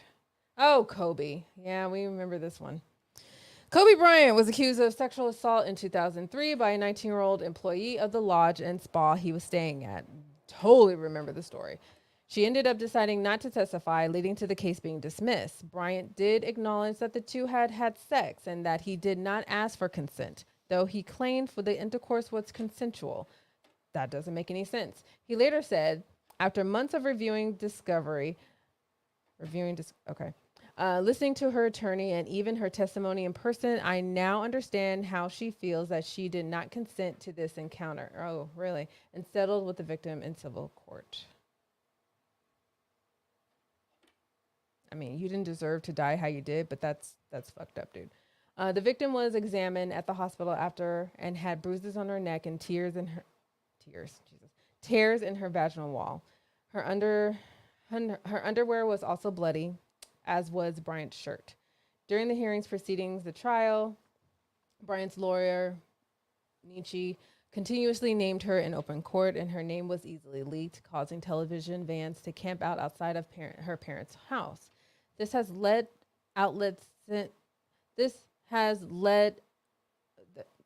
sentence is fucked up. This has led outlets such as Time to note that the woman declined to testify because, quote, Bryant's defense team badly intimidated the victim and smeared her reputation. That's illegal. The case did garner plenty of media attention, and Bryant was dropped by several sponsors, but he continued to play basketball, and his fame only grew. So true. Until he died. And I was going to make a really fucked up. No, I'll go ahead and say karma's a bitch, Kobe. Karma, I don't even believe in karma, but I'm just saying, like, you know, what goes around comes around. However you want to say it. Like, I mean, you do fucked up shit. Fucked up shit happens, man. It was sad and tragic on the part of the daughter losing her life. Absolutely. Like I said, I agree that karma's a bitch. I don't want any human unnecessarily losing life. Right. But life's kind of it's similar to bank account, right? Mm-hmm. If all you're doing is dumb shit, mm-hmm. eventually dumb shit catches up. That's some dumb shit. Mike Tyson. I remember this shit. Was convicted of rape back in 1992. That year, another woman filed suit against him for sexually assaulting her in the early 90s. She claims Tyson violently raped her in his limo after meeting him at a club. Tyson still went on to compete in boxing, of course, and movies, and singing. And I will say this, in the Tyson, well, here, I'll let you finish reading. The suit is ongoing. Wow, what? Really? Oh, and the trial could take place next summer. Wow. Okay. Tyson did not reply to the allegations when they came out, and it doesn't appear he's commented since. Probably smart, unlike Diddy's attorney. To the previous one, and again, this, and I didn't look at this to see the date on this. But I will say this: Tyson has, well, first of all, he did his prison time. Like he got sentenced. He served his time, and it appears on everything. And I've watched not just a couple, quite a few Tyson interviews since then. And it appears that the man has realized that, okay, I was, and I mean this in a literal sense, I was young, dumb, and full of cum, and now has millions of dollars. And again, I can get away with anything, right? And I think he's matured now, because I hear him saying a lot of things now where it's like, okay, you get that you were dumb. Yeah, you get that you were young and ignorant. And again, that does not excuse or erase what the fuck you did, but now you can move on and get better again, as long as the actions are there. Yes, in my eyes, you are a person that can be redeemed. Yeah. Not to put it in any kind of biblical framework. But Marley. Rita Marley alleged in her book, No Woman, No Cry, My Life with Bob Marley, that Marley forced himself on her after she refused sex due to his extramarital affairs. She referred to this as the R word in an interview with the newspaper. I don't know if I already said that in the stream, but I'm trying to be cautious. She referred to this as the R word in an interview with the newspaper, The Voice. The Voice is a newspaper? I thought that was a show. I'm getting distracted. But then later accused them of blowing it out of proportion, saying, quote, the way the guy put it in the newspaper, he made it look like Bob had me by the neck. When you think about it, you ask yourself whether a husband can actually rape his wife. Yes, he can. Yes, he can. Husbands can rape their wives. Wives can rape their husbands. Rape within marriage is a thing. Yes, it is. Fuck you if you think otherwise. Rape within a marriage is reality. That is a fact. Absolutely, 100% agreed. I deal. If your partner doesn't want it and you force yourself, that is rape. I was just going to point out that is rape. I agree with everything you just said, but after she just said R word, I'm trying to be careful. I'm sorry. She literally said the R word I know. like 6 times. Fuck me. Sorry, YouTube. I was like, we're not monetized right now. Even my ADHD ass, I'm over here like, didn't she just say? I know. I figured I did. My bad. Didn't she just say? Reap within a marriage is true. Yes, it is. Fuck you. Goddamn. Yeah, man. Yeah, man. The boomba-clad boy. John Lennon himself admitted to violence towards women in an interview with Playboy in 1980. Quote, all that I used to be cruel to my woman and beat her and kept her apart from the things that she loved was me. I used to be cruel to my woman and physically any woman. I was a hitter. I couldn't express myself and I hit. I fought men and I hit women. I can't read. Jesus. Sorry. I fought men and I hit women. Nietzsche. He said, quote, that is why I am always on about peace, you see. It is the most violent people who go for love and peace. Everything's the opposite, but I sincerely believe in love and peace. Again, karma's a bitch. Hey, never mind. Oh, MJ. God, if this is not the very definition of money, power, fame, like I have, yeah. He was, I think there's a upper part to this that I'm missing. Can you scroll up a little bit? Yeah, just hold on for what say. This has nothing to do with it. I have no idea where this Nightbot shit came from because I didn't create it. Nightbot, chill the fuck out. I did not create this. Nightbot, listen. Nightbot on this channel is fucked. Listen, body. Listen, body. You can get shut the fuck up real quick. We gotta look at the permissions. You can get fucked Sorry, up Jester. real quick. We don't fucking know what's going on with him. Whatever. And finally, finally. Wait, how come OJ's not in this list? I didn't write the article. BuzzFeed, what the fuck? You I mean, missed it. but why? You missed it. I didn't want an article with people we were already talking about anyway. I know, but I'm just saying. Anyway, and finally, we can't write this post without talking about Michael Jackson. I'm sure you've heard the credible child sexual abuse allegations against him, but Jackson is notable in that his legacy remains largely intact. Yes, it does.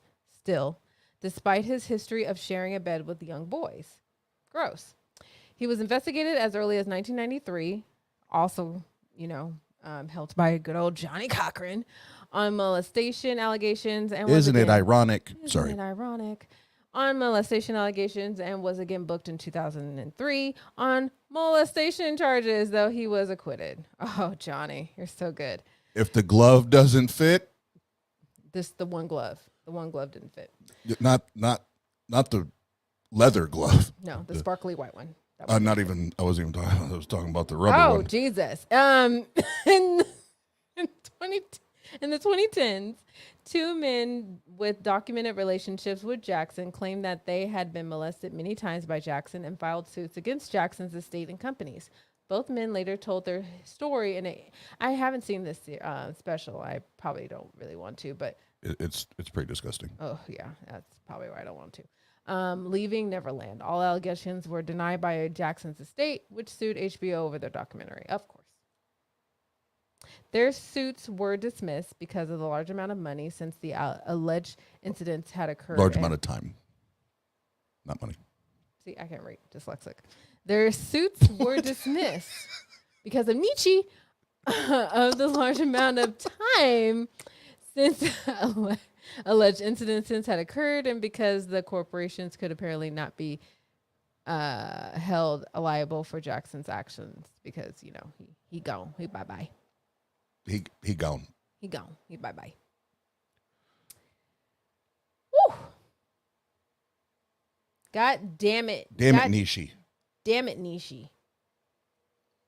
Damn you, Nishi. Drink break. Okay. Maybe.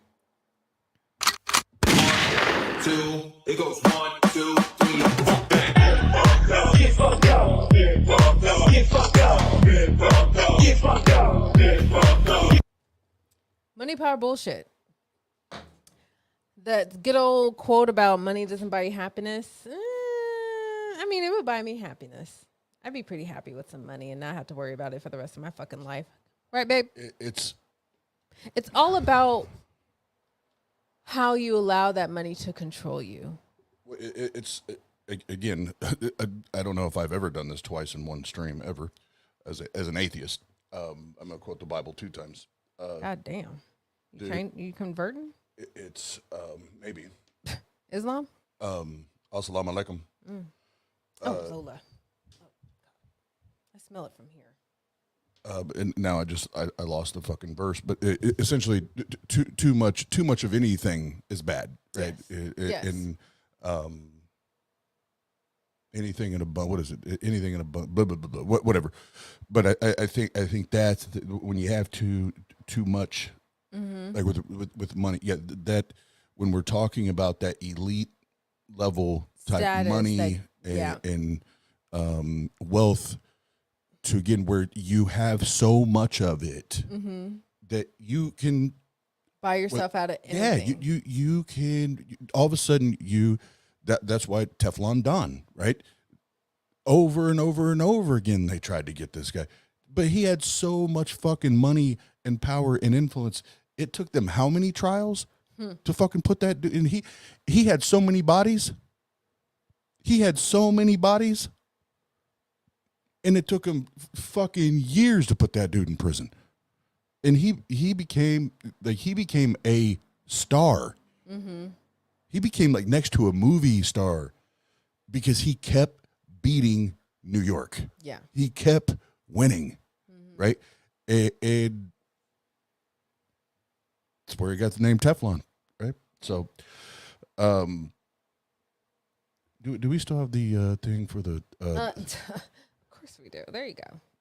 It's time for the call-in. Yay! Two, it goes 1, 2, 3, fuck that. Get fucked up. Get fucked up. Get fucked up. Get fucked up. Get fucked up. Get fucked up.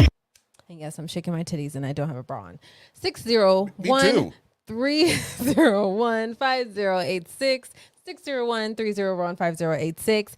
Call us. We want to hear your lovely, husky, deep, beautiful woman voice. What if they in our don't have a deep earpieces. Oh, I'm sure it's deep and musky. How is Don't matter a what voice gender you musky? are. You are all over the place tonight. I am. It's the wine. I want to hear your musky voice. Give it to me. Give it to me like this. Oh, I want to smell your deep cologne. I want to lick your pits. 601-301-5086. Give us a call.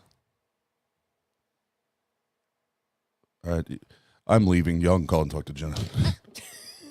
Why are you leaving? He knows I'm weird. He knew what he was getting himself into. He knew. And we don't have to talk about what we were talking about. When we open it up, we talk about what the fuck ever you want to talk about. Yes. Doesn't have to be about tonight. It can be where the fuck you want to talk about. Literally just repeat it what the fuck you just said. 601-301-5086. Give us a count. Woo! What a rush! This man loves playing with the soundboard. He does. Hey, I love me some Legion of Doom. I love me some Legion of Doom. Well, it seems to me that it seems to be. It's wedding season. You should call 1-800-NISHI.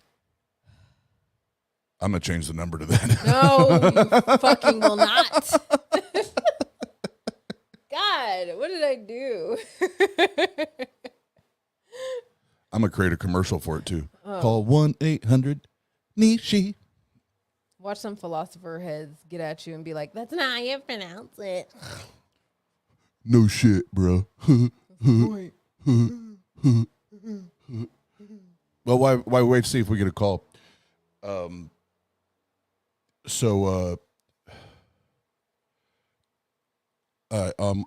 my late night TikTok rants, man, I've been fucking some people up, man. My troll game has went from like, you know, I never really like put too much stock into like, am I like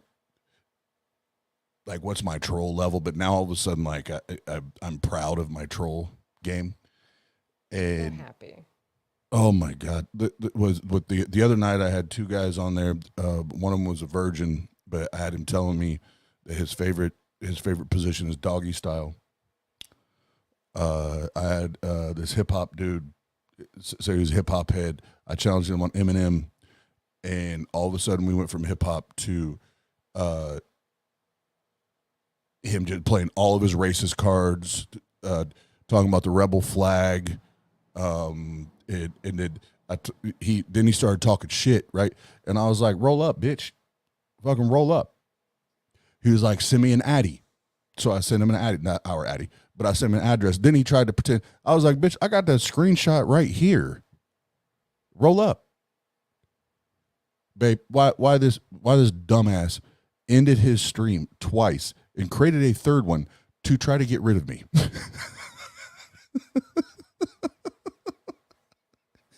I've been missing shit.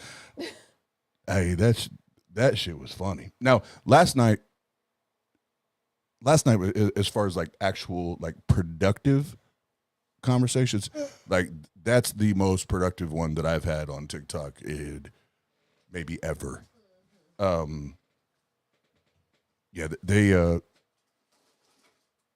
Yeah, I am officially their favorite atheist in the world.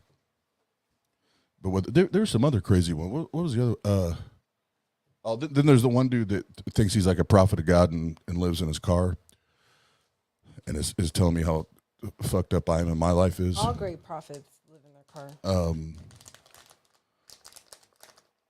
Sorry, I'm trying. Yeah, I was trying to remember the yeah. There's been some other funny shit. Now I don't remember. I don't remember. But yeah, my troll game is It's on hit. It's on hit. I like. oh ooh, we have a call. his phone is vibrating. I like it. Jello. Hello? Hello. Hi. Hi. Hello. Are you there? Yes, is this Oz and Jana? Maybe. Is this Carrie Ann? Yes, it is.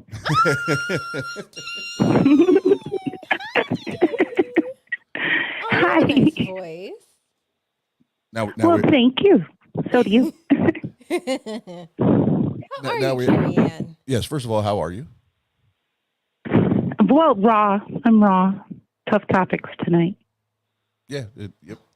I'm shit. I'm sorry. No, I'm gonna be. I'm sorry.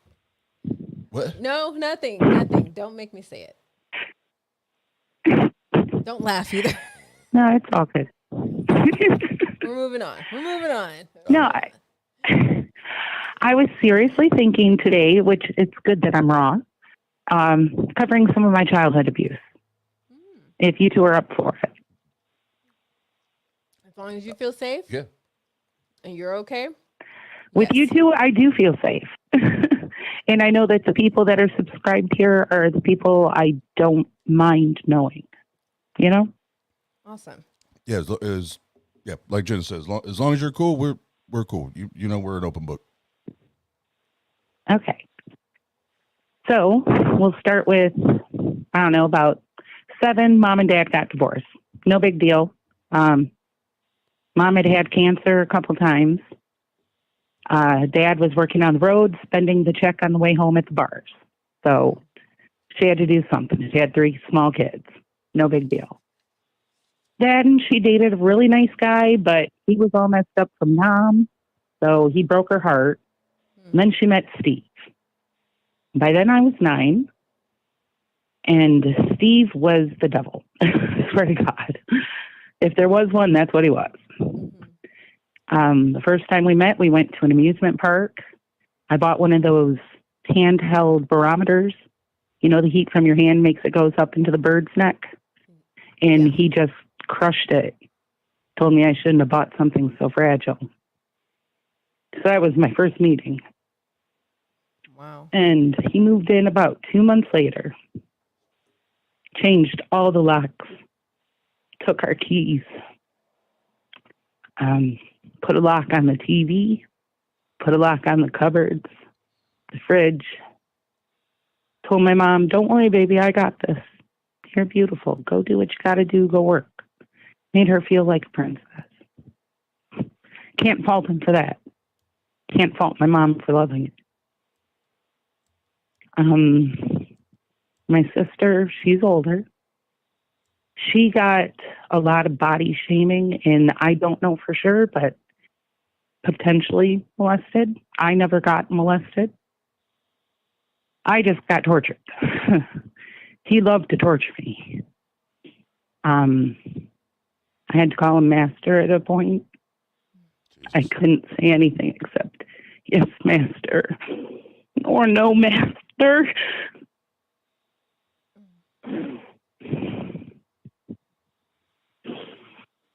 So we got on like the slavery topics and things, and I shut down. We get on many of these topics of abuse, and my emotional side just stops because it's the only way I can hold it together and think.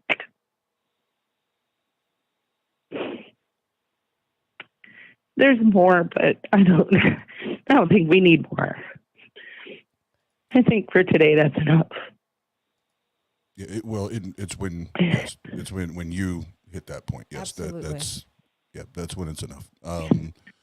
So Well, I need to at least draw back If you can bring me back, I can go a little farther, I'm sure. Only, again, only what you feel comfortable with. Like that alone. Yeah, that was a lot. It is a lot isn't heavy, knowing or people knowing, it's just the telling. Mm-hmm. Right. Because who else out there has had it happen? Absolutely. And so, Whew, sorry. no, please do not apologize. You never need to apologize. So, where I would like to start first of all is well, no, I'll start here. I'm proud of you for talking about it and I am too. and deciding to speak because we've talked about this on not just here but on shit. I've even talked about it on the flavor. Talk therapy is therapy whether you have a professional in front of you or not. Yes. Right. That doesn't mean we have professional advice, which we're not professionals. But, Well, yeah. But honestly, I think it's more for me sharing with our friends.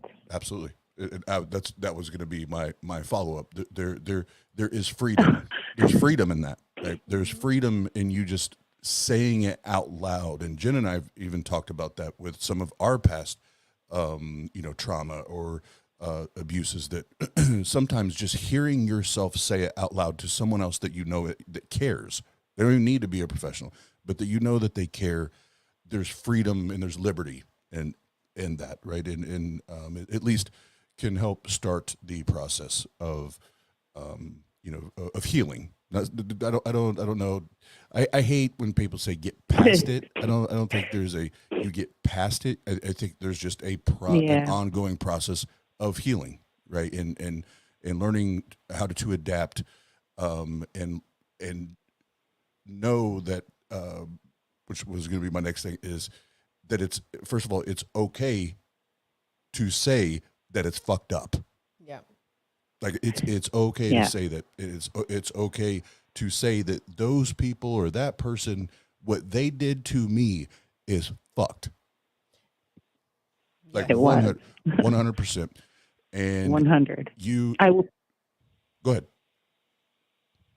I was going to say, one of the things that got me to a place of calm and to be able to go on was I watched his father. He was 32, and his father was maybe in his 60s.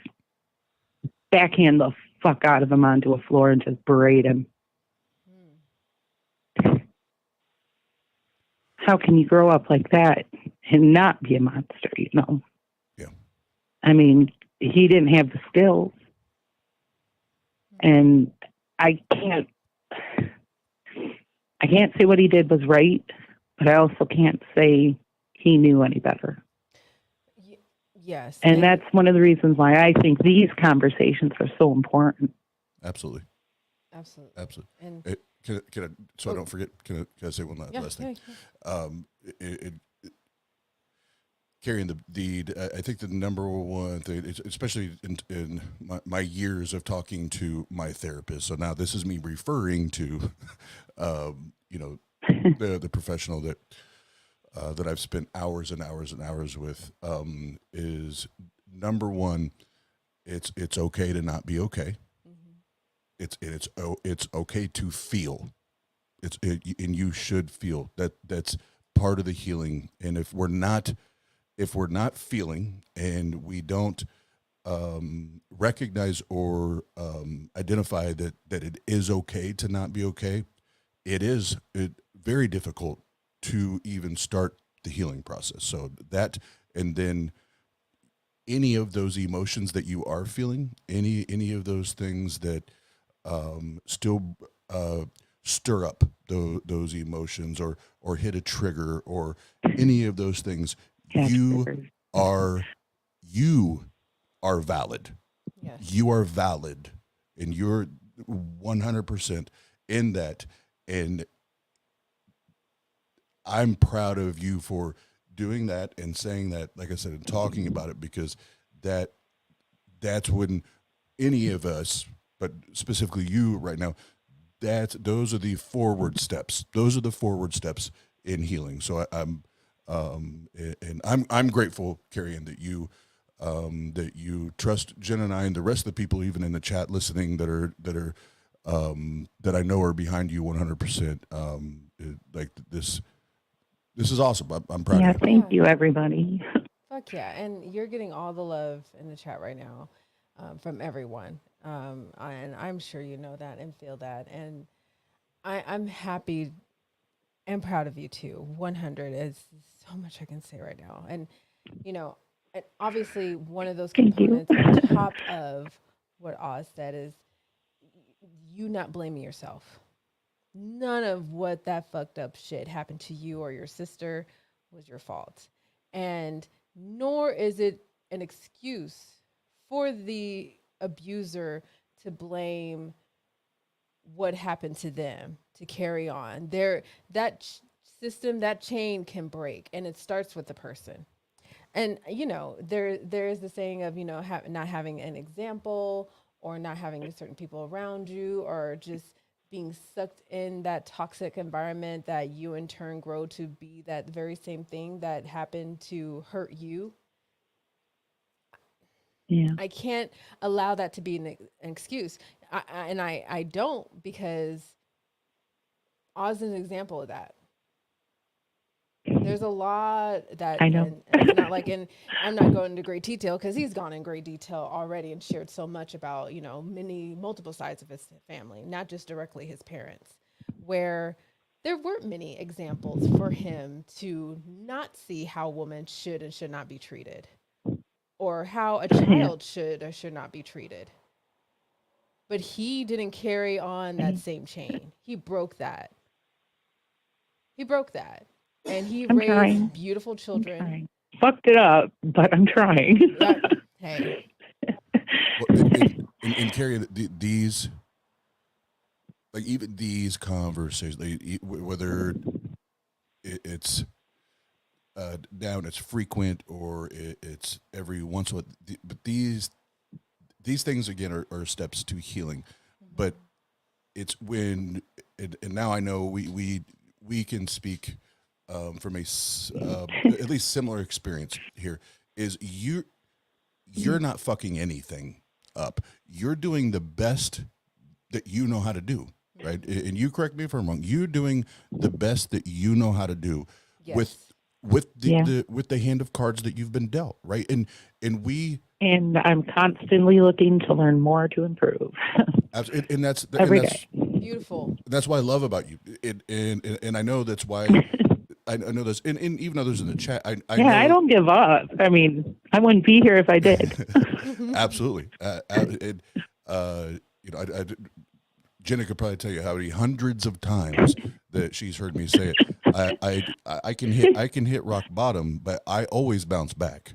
There's not the word quit's not in me. Even if I want to quit, I don't know what part of the brain it is, whether it's my ADHD or my bipolar or whatever, but it's dope. I'm not going to give up. Go down swinging. Yeah, I'm not Go down swinging. I'm not going to do that. So, and these things, and hopefully even when we hang up, like these conversations, hopefully for you and even others that hear this, that these are empowering for those that have been abused. Because when you find other people that you can talk to that, okay, they get it. They've been where I've been, or at least similar, you know, they've been where I'm at, and we can share this, and there's not judgment. There's not oh, well, you should have known better, or you're weak, or no, we have, Carrie Ann, you don't feel like a freak.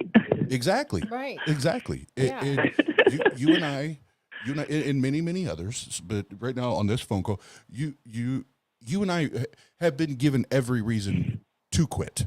Yeah. Right. Every reason to give up. We haven't done that. We continue to fight. And guess what? It's not when we're dealing with the hand of cards that we've been dealt. It's not I fucked up. It's I had to try. I had to try this. Because I didn't. Nobody showed me. Nobody showed me shit. I'm gonna have to figure this shit out all by myself, right? And so it's not fucking. It's not fucking up. It's learning. Yes. It's not fucking up. It's learning. Sorry, I get passionate about that because I remember people telling me that I was fucking up until my therapist was like, "Nope, we're getting that out of your vocabulary. We're getting that shit out of your vocabulary and out of your vernacular because you're not fucking up. You're learning, and you're learning your way because nobody showed you a way." Right. So I can definitely work on that myself because I do it in my head all the fucking time. All the fucking time. Yeah. Yep. Yeah. And when our own brains and our own real life experience is our only navigational system, that's all we have to go by, right? So taking a wrong turn isn't a fuck up. It's okay. I need to turn around, and next time I know I don't turn this way. Right. Right. And that's Oh yeah. I've already got that figured out. Yeah, and that's how you learn. That's how you grow. That's how it should be done. And we should always be constantly learning from every action we make on our lives. Like, because if we don't, then we replay the same instances. Probably not to ourselves, but to others, and that can be more damaging.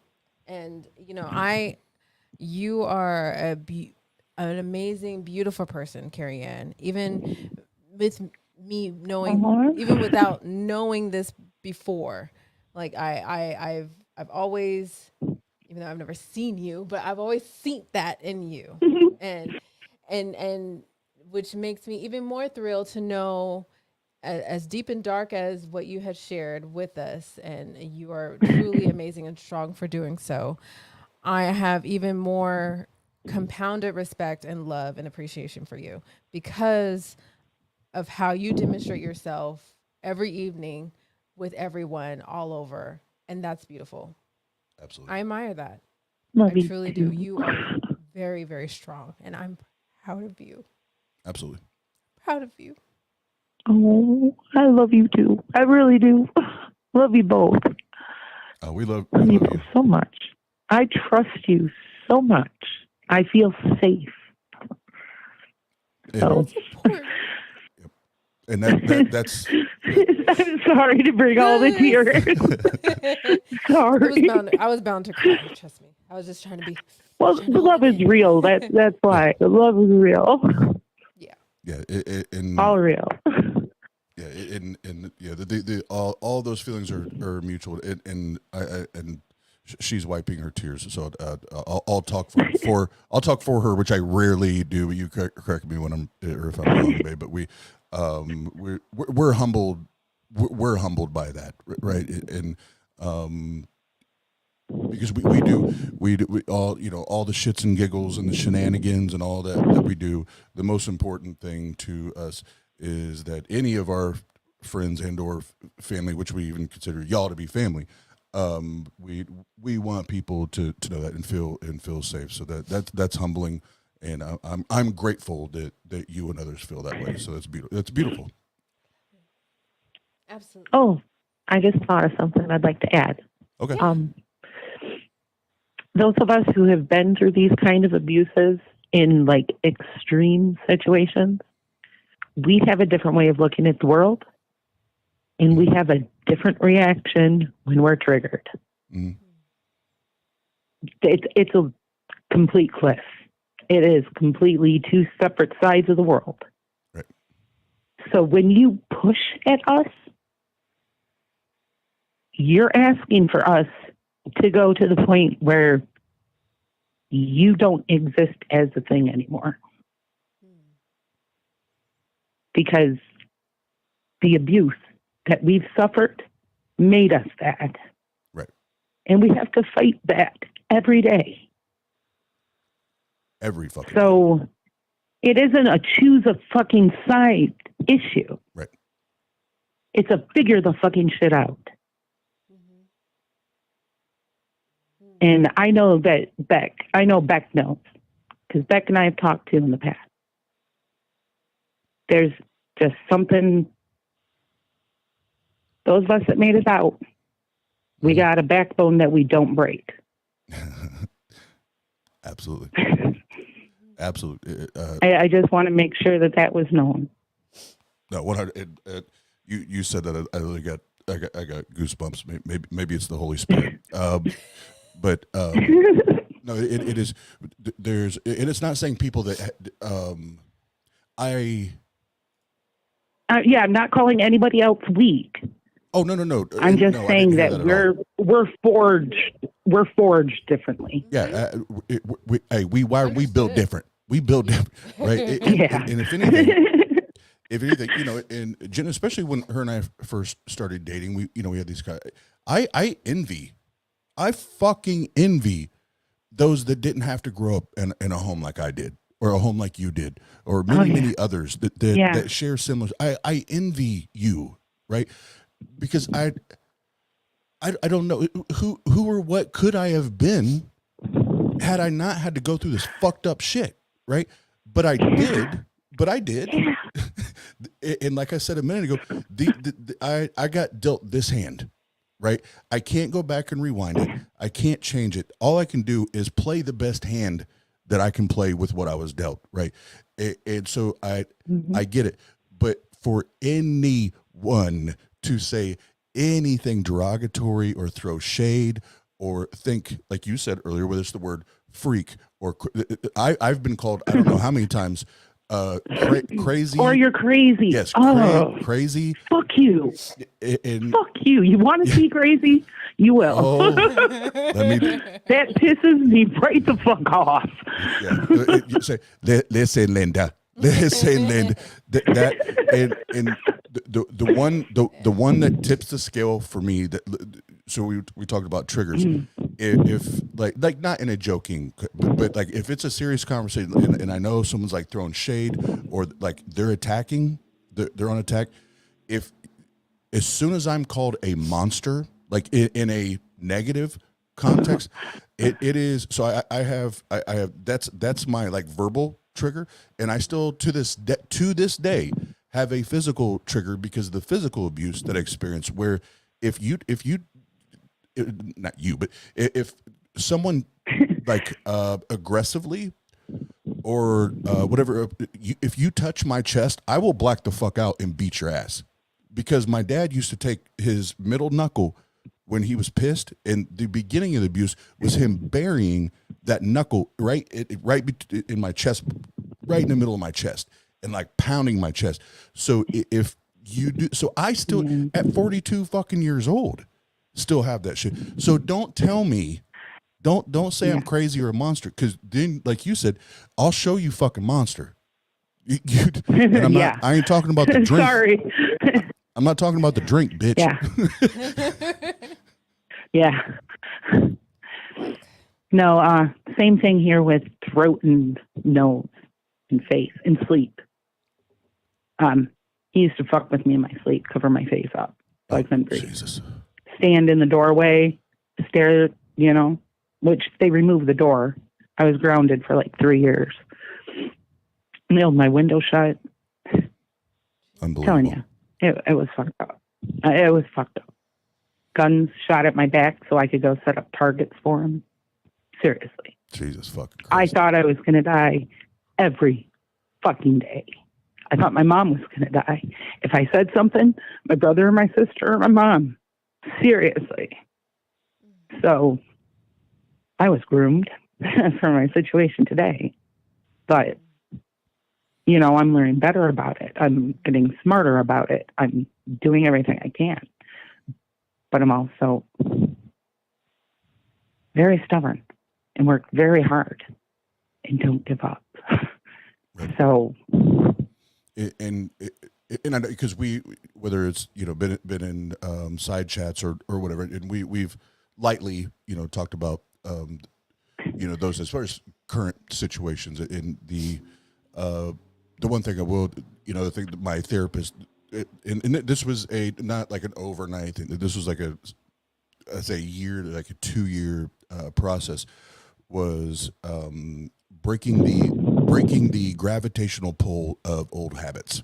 Meaning like once, it's not that we give up, but once we hit a certain point, if it feels like, man, if I take one more step, if I make this one more decision or I make this one more step, I'm gonna fuck everything up. So then I have that gravitational pull to go back to old habits, and whether for me that's going reclusive, and going silent, and I do that. and giving people. I just did that. Yeah, I go ghost, right? Last week, the Nirvana stuff, I started asking myself why I didn't know this. And it's because I had a lock on the TV. And Mom was, at that point, she was ready to kill herself. So I was spending 24/7 trying to make sure she didn't. And I did. I completely recluded for what, a few days? I mean, it was just trigger on trigger on trigger. And it was a bad week. Last week was a bad week for me. This weekend was nice. And yeah, and I hate hearing that for Eddie when he, and I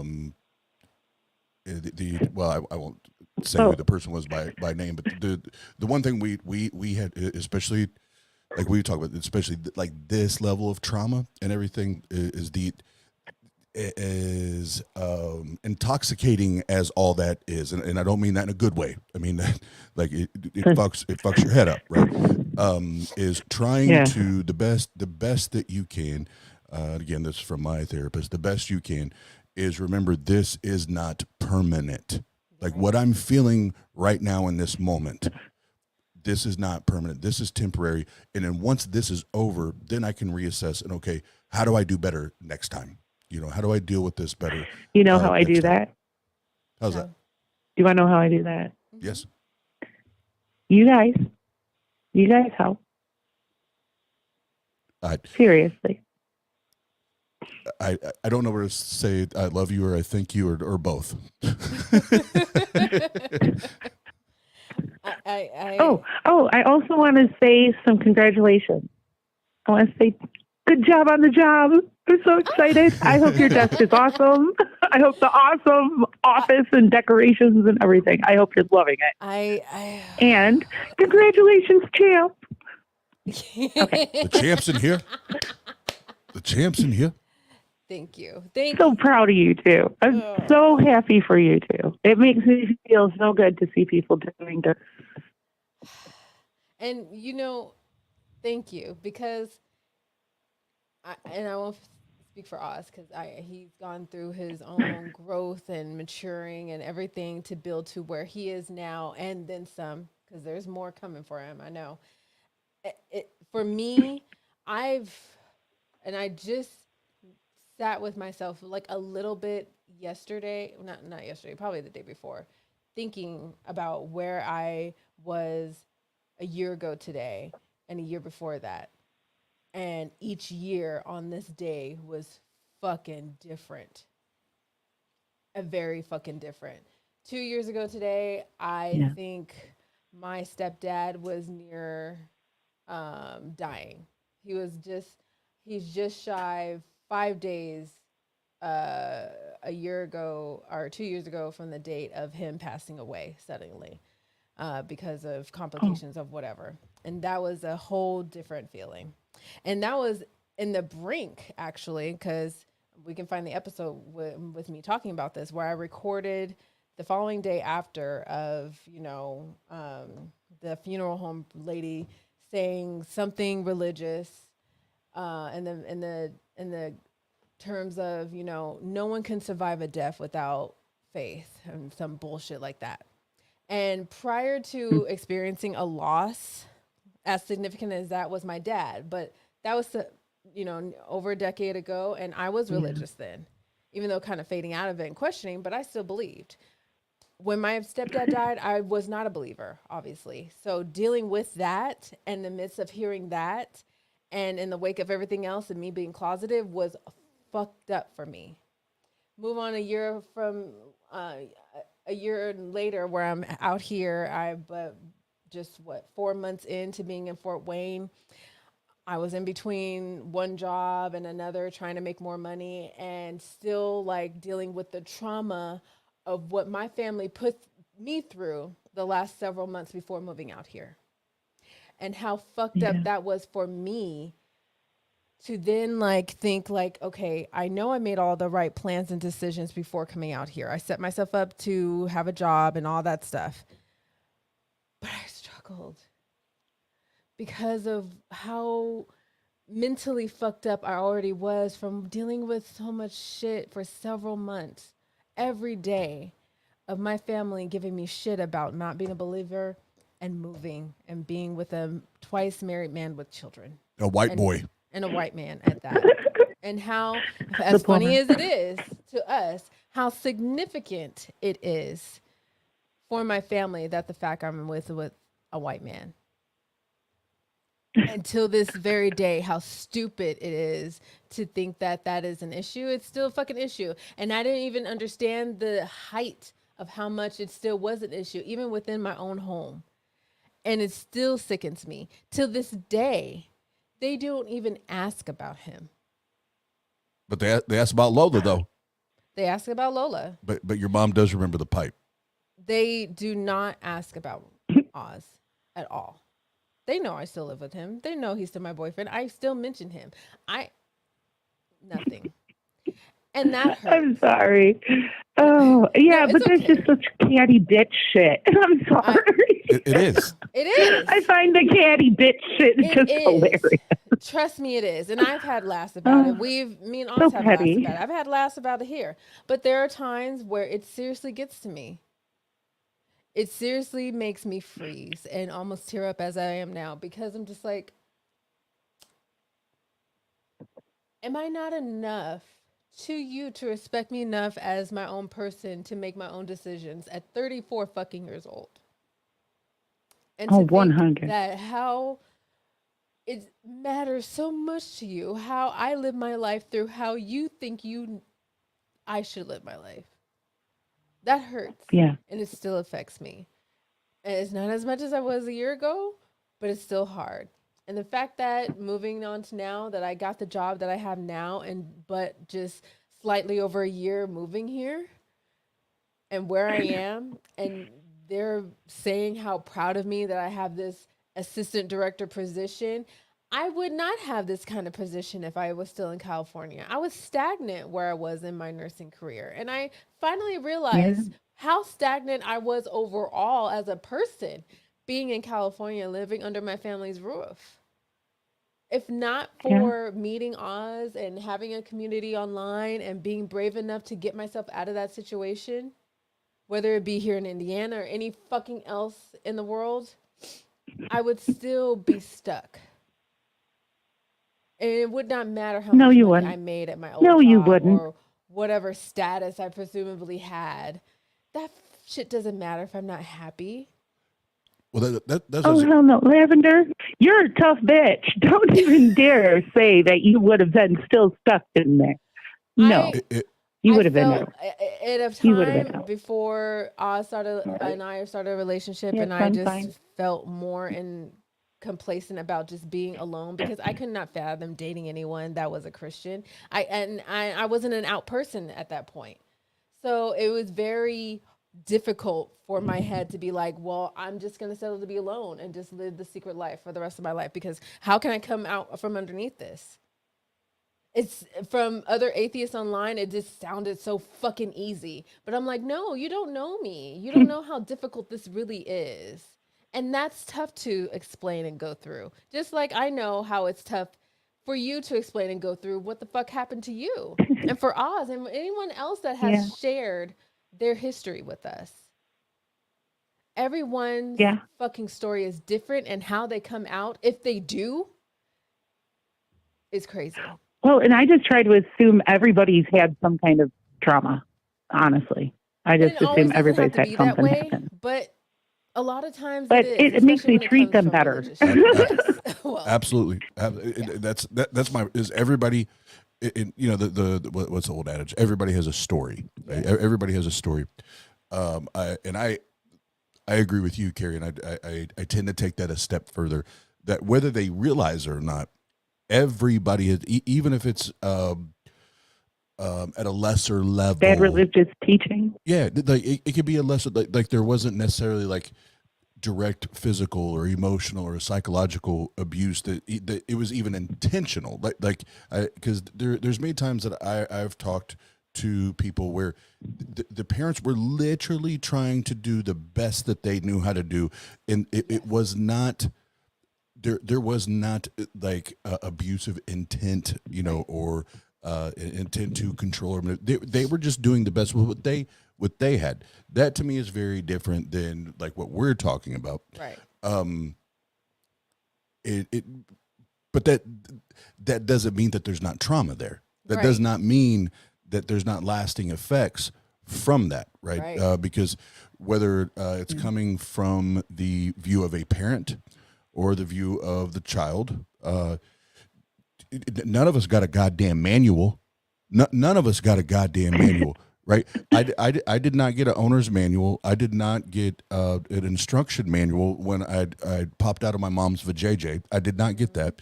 And then when my 4 kids were born, I sure the fuck didn't Yeah. get an owner's manual for that shit. And this is how crazy of a trauma it has for me and all of that, because for as young as I can remember, my mother referenced 2 things to me that always stuck for me, and even until this day in my later years. She, one, referred to me as a dyke and thought I was, a lesbian or gay or whatever, because I made a comment about a dumbass Lifetime movie that she was watching in my sister's room about a little boy dressing up in his mom's makeup and clothes. And I thought I said a comment about it being cute or something. And then she looked at me as if to say, like, what, you better not be a dyke. That this is wrong, or some bullshit like that. So that was one that's. I've actually seen. I nannied. I've seen a lot of little boys dress up in the mom Right? stuff and put makeup I thought on. it was, Sorry, I didn't it's think not nothing abnormal. Of it. It was just, and it is adorable. it just looked adorable. It's not a big deal. I had no intent of even thinking if this little boy was gay or something. I thought it was just adorable. Whatever, little boys do fucking anything. It is. And then the second part was, I was a tomboy, and of course that tomboy thing links with being a dyke because you're not feminine if you're not girly. Yeah. Blah, blah, blah, blah. But on top of that, Yeah. when I would have a messy room or I would do bad things or whatever, my mom would consistently put in me 2 things. She would call me out my name and tell me that I'm like her sister Rhonda, which is a very, very evil fucking bitch. And she is. My Aunt Rhonda is evil. And 2, which hurt. And then 2 would, in a sense, curse me to say, karma or life comes back at you. If you ever had kids, they're going to treat you how you're treating me and blah, blah, blah. And then years later, when I thought that I wanted children and I would remember that shit, that was the initiator of me saying, I don't want fucking kids, because I don't want my kids to treat me in a way that my mom thought was so bad that I was treating her. I don't want kids because of that trauma that she put in me years and years and years when I was young made me realize, well, I don't want fucking kids because she thinks I'm just so horrible that I'm going to have kids that are going to treat me worse. Now I'm at a point where I just don't want fucking kids because I'm 34 and I'm just like, I want my own fucking life, whatever. But that still sticks with me. I decided a long time ago, I don't need to. I don't want them. And if there was even a sliver of a chance that they could go through what I went through, no. They're better off not being here. I told my mom this once, and I'm like, I'm glad you had another daughter. I'm glad, because she will give you the grandbabies. She's fucking married. It's just a matter of time. Hell, I'm still a virgin, so Get the fuck out. I don't even know how you make babies. Did you hear the ranting? You just popped your grandbaby cherry several months ago, sir. Yeah, the grandbaby cherry. You popped that. Can you hear the ranting on the other side of my door? You muted me. No, I can't. We cannot. Okay. Because I can hear it through the earbuds. Yeah, we can't. And the door. Is someone preaching? Someone's ranting. Rant. in our where I grew up, we called that the same thing. It'll stop by the time I get to the door, so I can't bring a speaker out there so you can hear it. So. Well, Carrie Ann, again, I just want to It's a daily thing. Just so people know, it's a daily thing. And I'm sorry that So I hate that for you. It's when it's daily. It's a reality, though, Yeah. and I would like people to know that it is a reality.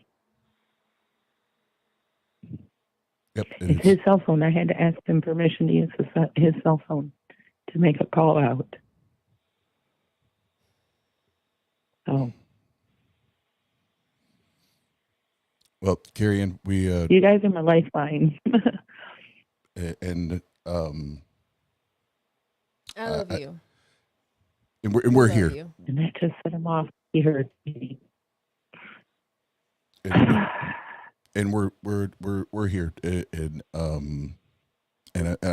I'm grateful that you have this, and I know there's other channels and everything that and I know you've become a staple, and I love that, and I love that you have that outlet, right? Whether it's here or other channels. I appreciate it very much. I'm grateful, and you already know we love you. You're always welcome Fucking here, love you. and yeah, I will reiterate again. I'm proud of you. We love you, and these are the healthy steps in healing, or even just creating the healing process. So keep, even if they're baby steps, keep doing these things, because those are the healthy steps forward. So Yes. Thank you guys so much. absolutely, Thank you. Thank I you do. for sharing. I love you. Absolutely, we love you. We love you. Everyone loves you in here. All right. I better get the phone back. Okay. Okay, we'll see you soon. If I can figure out how to shut it off. I don't use it enough. All right. Love you guys. Love you. Bye. Bye.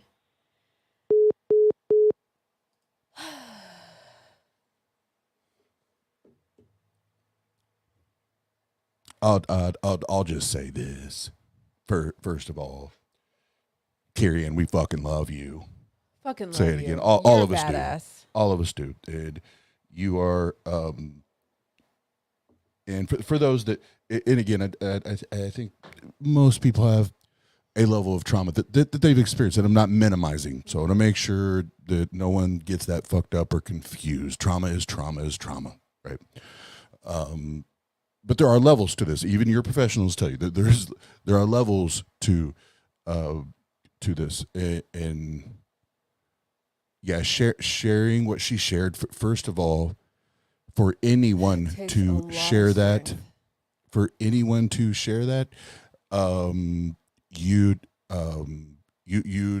that's being brave. That's being bold, and that's taking the steps to be better and do better, and to learn and to heal. Right. Yes.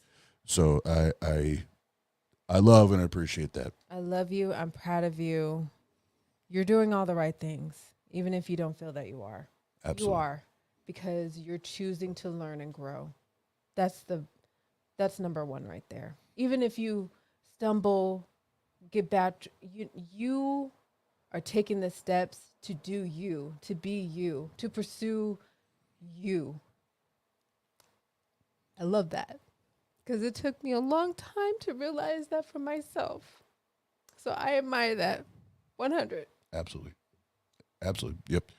It's yeah, and I'll double, triple, quadruple down on that. That's yeah, the bravery, the boldness, and not only that, the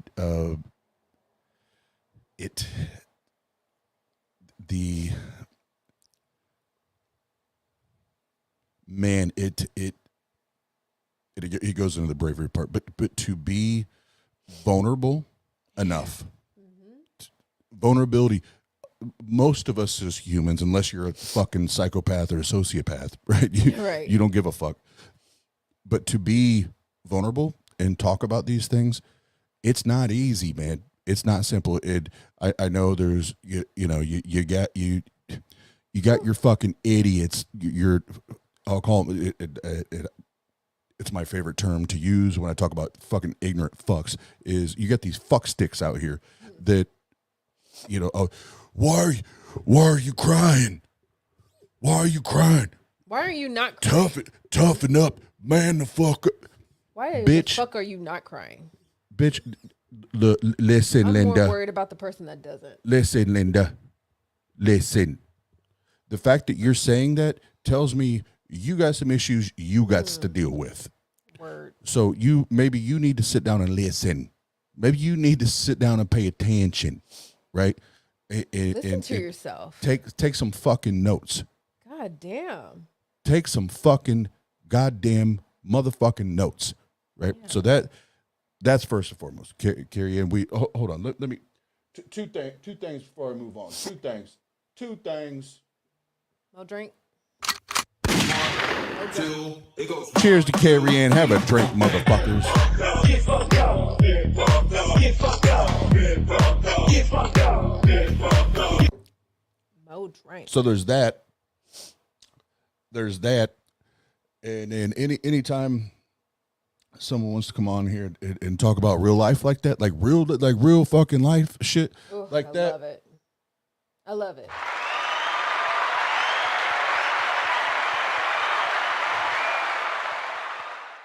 Like all day, and I'll say this, and then, babe, however you want to follow up before we wrap up. See, this also hits me as sir, but no, this has nothing to do with the flavor. Which when we first started the flavor, when it was the Atheist Roundtable, and even when it was the Atheist Network Group, like literally anything that I've been a part of or want to be a part of on the YouTubes, I fucking love people. And I've always, whether it's been the atheist shit or even doing the music shit, and even here on the Teacup, if people don't matter, I don't want to be a part of it. If people don't matter, I want nothing to do with it. If caring about people and helping people is not included or is excluded, fuck it. I want nothing. Let me out. I want nothing to do with it. So even here, like those really, like when we open up the phone, like that's why we say like anything you guys want to talk about, like that last, and we went over tonight, and which was my fault. But that like last hour, like it can be silly or it can be dead ass real life serious shit like that. But that's always been my main drive is people, right? Because even when I spin, it's twofold, right? Number one, that's my therapy. That music is my therapy. And you know, I shared some the other night about the shit with my kids and the baby mama and all that, and like I already know, I could tell by my sleep. I already know it's triggered the bipolar, and I can't sleep, and my brain and I will spin tonight because that's how I medicate, right? But I also know that I've heard from several people that you don't know how much this means to me and what this does for me and having this like escape, so to speak, right? In this place that I can go and be safe and chop it up and hang out and have fun at the same time, you know, but also know I'm safe and I'm around great people. You know, so that was very long-winded for you guys always matter. Our subscribers, our listeners, our people, our family, our circle, whatever the fuck you want to call it. Y'all are number one. That's why the fuck I do this shit. Yeah. I'm done. Before I say kind of my final things, I wanted to bring up something. Oh, revert back just briefly about this comment that Jester left earlier, when it was kind of touching on like feeling like abusers always get the excuse like, oh, it was done to them, so they get written off when they abuse the following afterwards. Like, no. And yes, I'm glad I said the part where I said where I'm like, it's no fucking excuse. You can break the chain of that abuse. There's like, and it sounds silly for me to say it this way, but there's like this meme I found on Facebook where it was like a generational cycle of the great grandfather yelling at the grandfather, and then that grandfather yelling at the father. But then that father finally stopped the abuse of being verbally aggressive and abusive to their child and showed love, even when previous demonstrations did not reflect that. That is the most classic. And then that child moved forward and demonstrate the love to theirs, and so on and so forth. That is the most classic, simple, cute, but great demonstration of breaking the chain, breaking that cycle of abuse.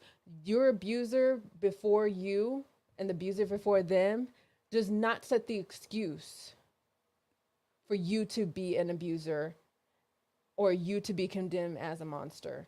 When you have no demonstration of good, it is on you. You be accountable for you. There is a caveat there, though. Believe me, yes, I'm not trying to just lay this out black and white. I'm just saying, I don't want that to be a precedent for someone that is an abuser to say, well, I don't know any different. This is why I am who I am. I trust that there's a caveat, and I know you're going to explain it better than I can. I just don't want that to be in the fold to always say like, oh, this is always going to be the case.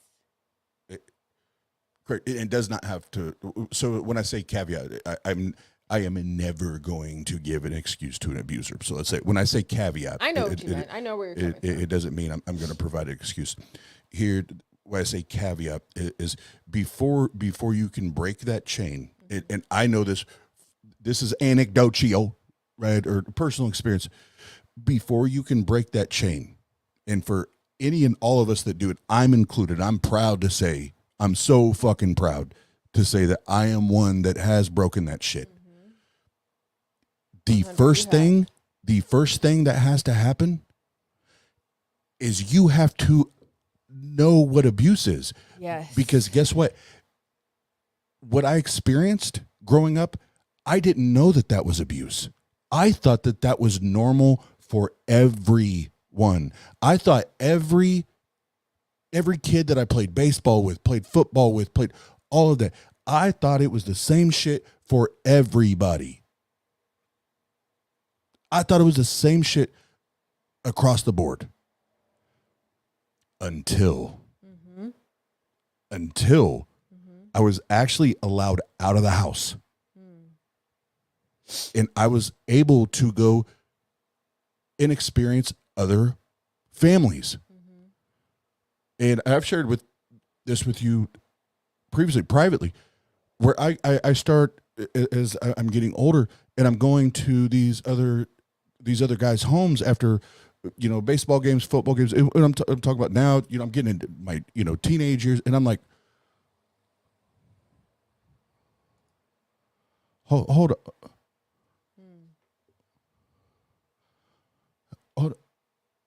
Your dad don't beat the brakes off you for that?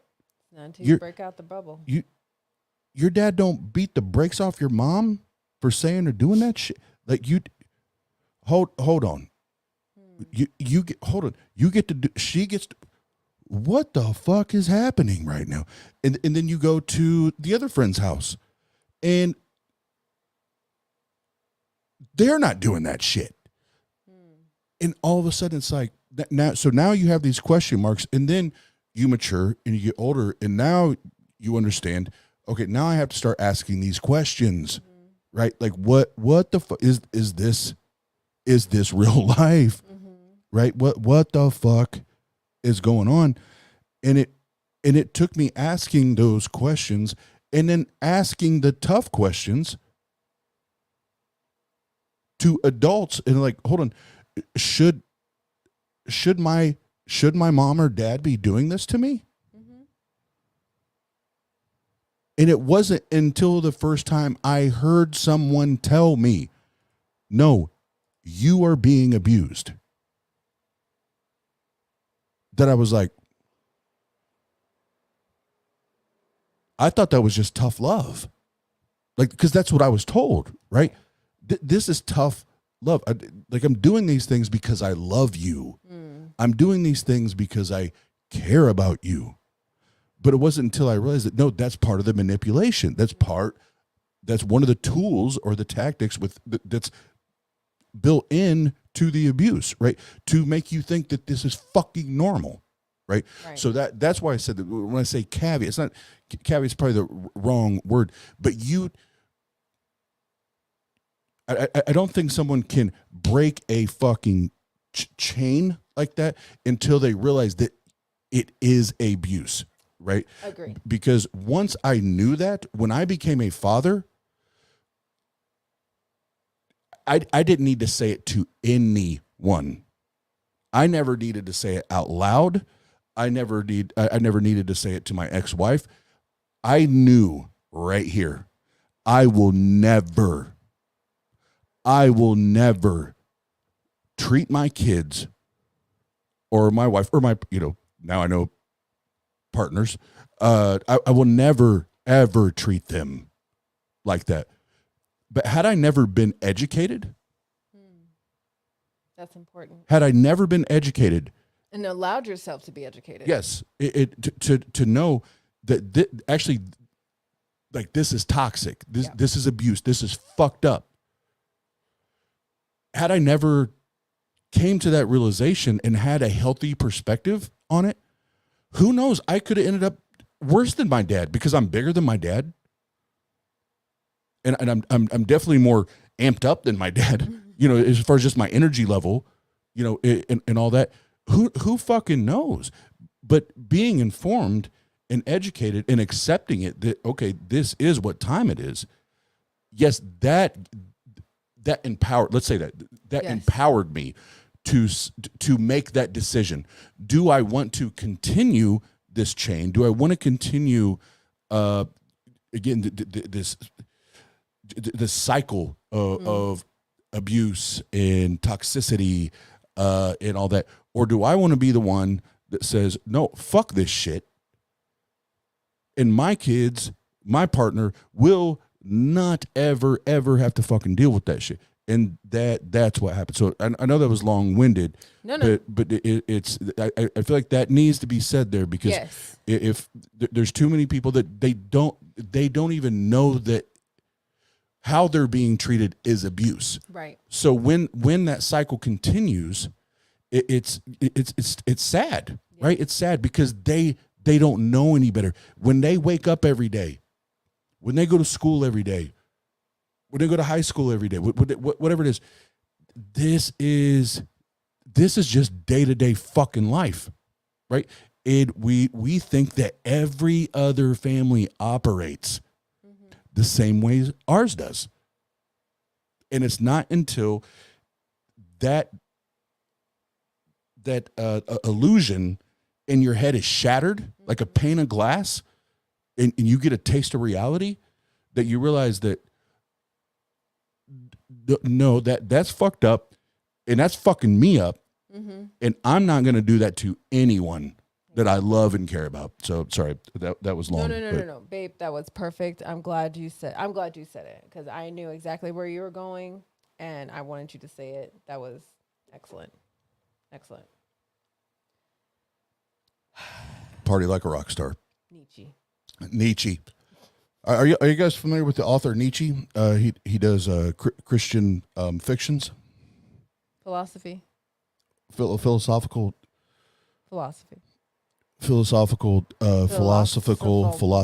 Christian fictionals. Are you guys hip to the game? Oh Lord. Go ogle it. Go ogles it. Go. Maya, you missed all the good shit, girl. You late. No, I'm just kidding. We ain't mad. We just mad at the rich and powerful idiots that think they can use their money and throw it around and think they can take over people and control them. And we're in this stream not mad at anybody. You know what? Well, we love y'all, but we love Carrie Ann. We love Carrie again. Fucking love you, Carrie Ann.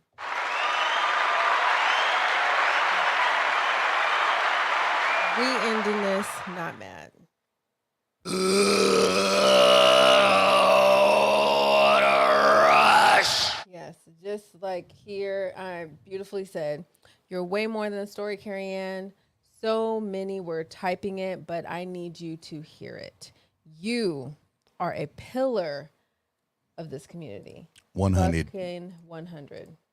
100. 100. I'm going to say this facetiously. Most importantly, you're part of the creative team. Most important. you is part of the creative team. Most important. Most important. You is part of the creative team, and you got a lot of responsibility. You got responsibilities around here. So get to work. No, it's good. All right, so one last time before we wrap up. Have a drink, motherfuckers. Get fucked up. Get fucked up. Get fucked up. Get fucked up. Get fucked up. Get fucked up. Anything else, baby, before I wrap this shit up like a burrito? Like a burrito. Like a burrito? As I titillated last week, I am progressively working on my my channel and my show. And I will be doing my first control. Dyslexia. I don't even know. I can't talk. I do a lot of talking during the day. So when it comes to shit like this at night, I'm just like, words. What the fuck did I just say? You know, dyslexia is like reading, not talking, right? I don't know. Anyway. Okay. I'm a nurse. Anyway. Oh, Jesus. Where does it you work again? I don't want to go there. That's okay, because I work with singers, so you're good. Yes, I'm progressively working on my channel. I'm going to be shooting, playing around with my first recording this weekend, because I'm not trying to go into work this weekend.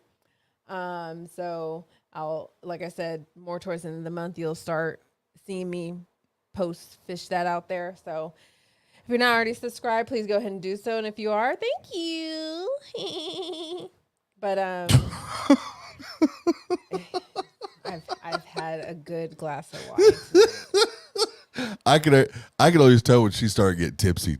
As soon as that comes out, oh, it's Dunzo's. You judgy. It's Dunzo's. You judgy. Anyways. Any hoots. I love the glass. Oh, I'm working on getting a more bougier glass. So, yeah. Because I had two of these. Or I had one other one. So I had two, whatever. But it broke at our last apartment for however goddamn reason. But I miss... Oh, do I have it? I don't think I brought it. Fuck. I remember having the bougier purple wine glass that had like the little crystals at the tip. And I don't think I brought it from California. I'm so fucking mad that I didn't. That was the bougiest, beautiful glass. Anyway, I'm trying to find a bougier glass. Because, yeah, your girl loves her wine glass. That's it. That's all. Bottoms up. Whoa, finished it. Good job, babe. Woo! Good. That was amazing. I don't know if I've ever seen her go bottoms up.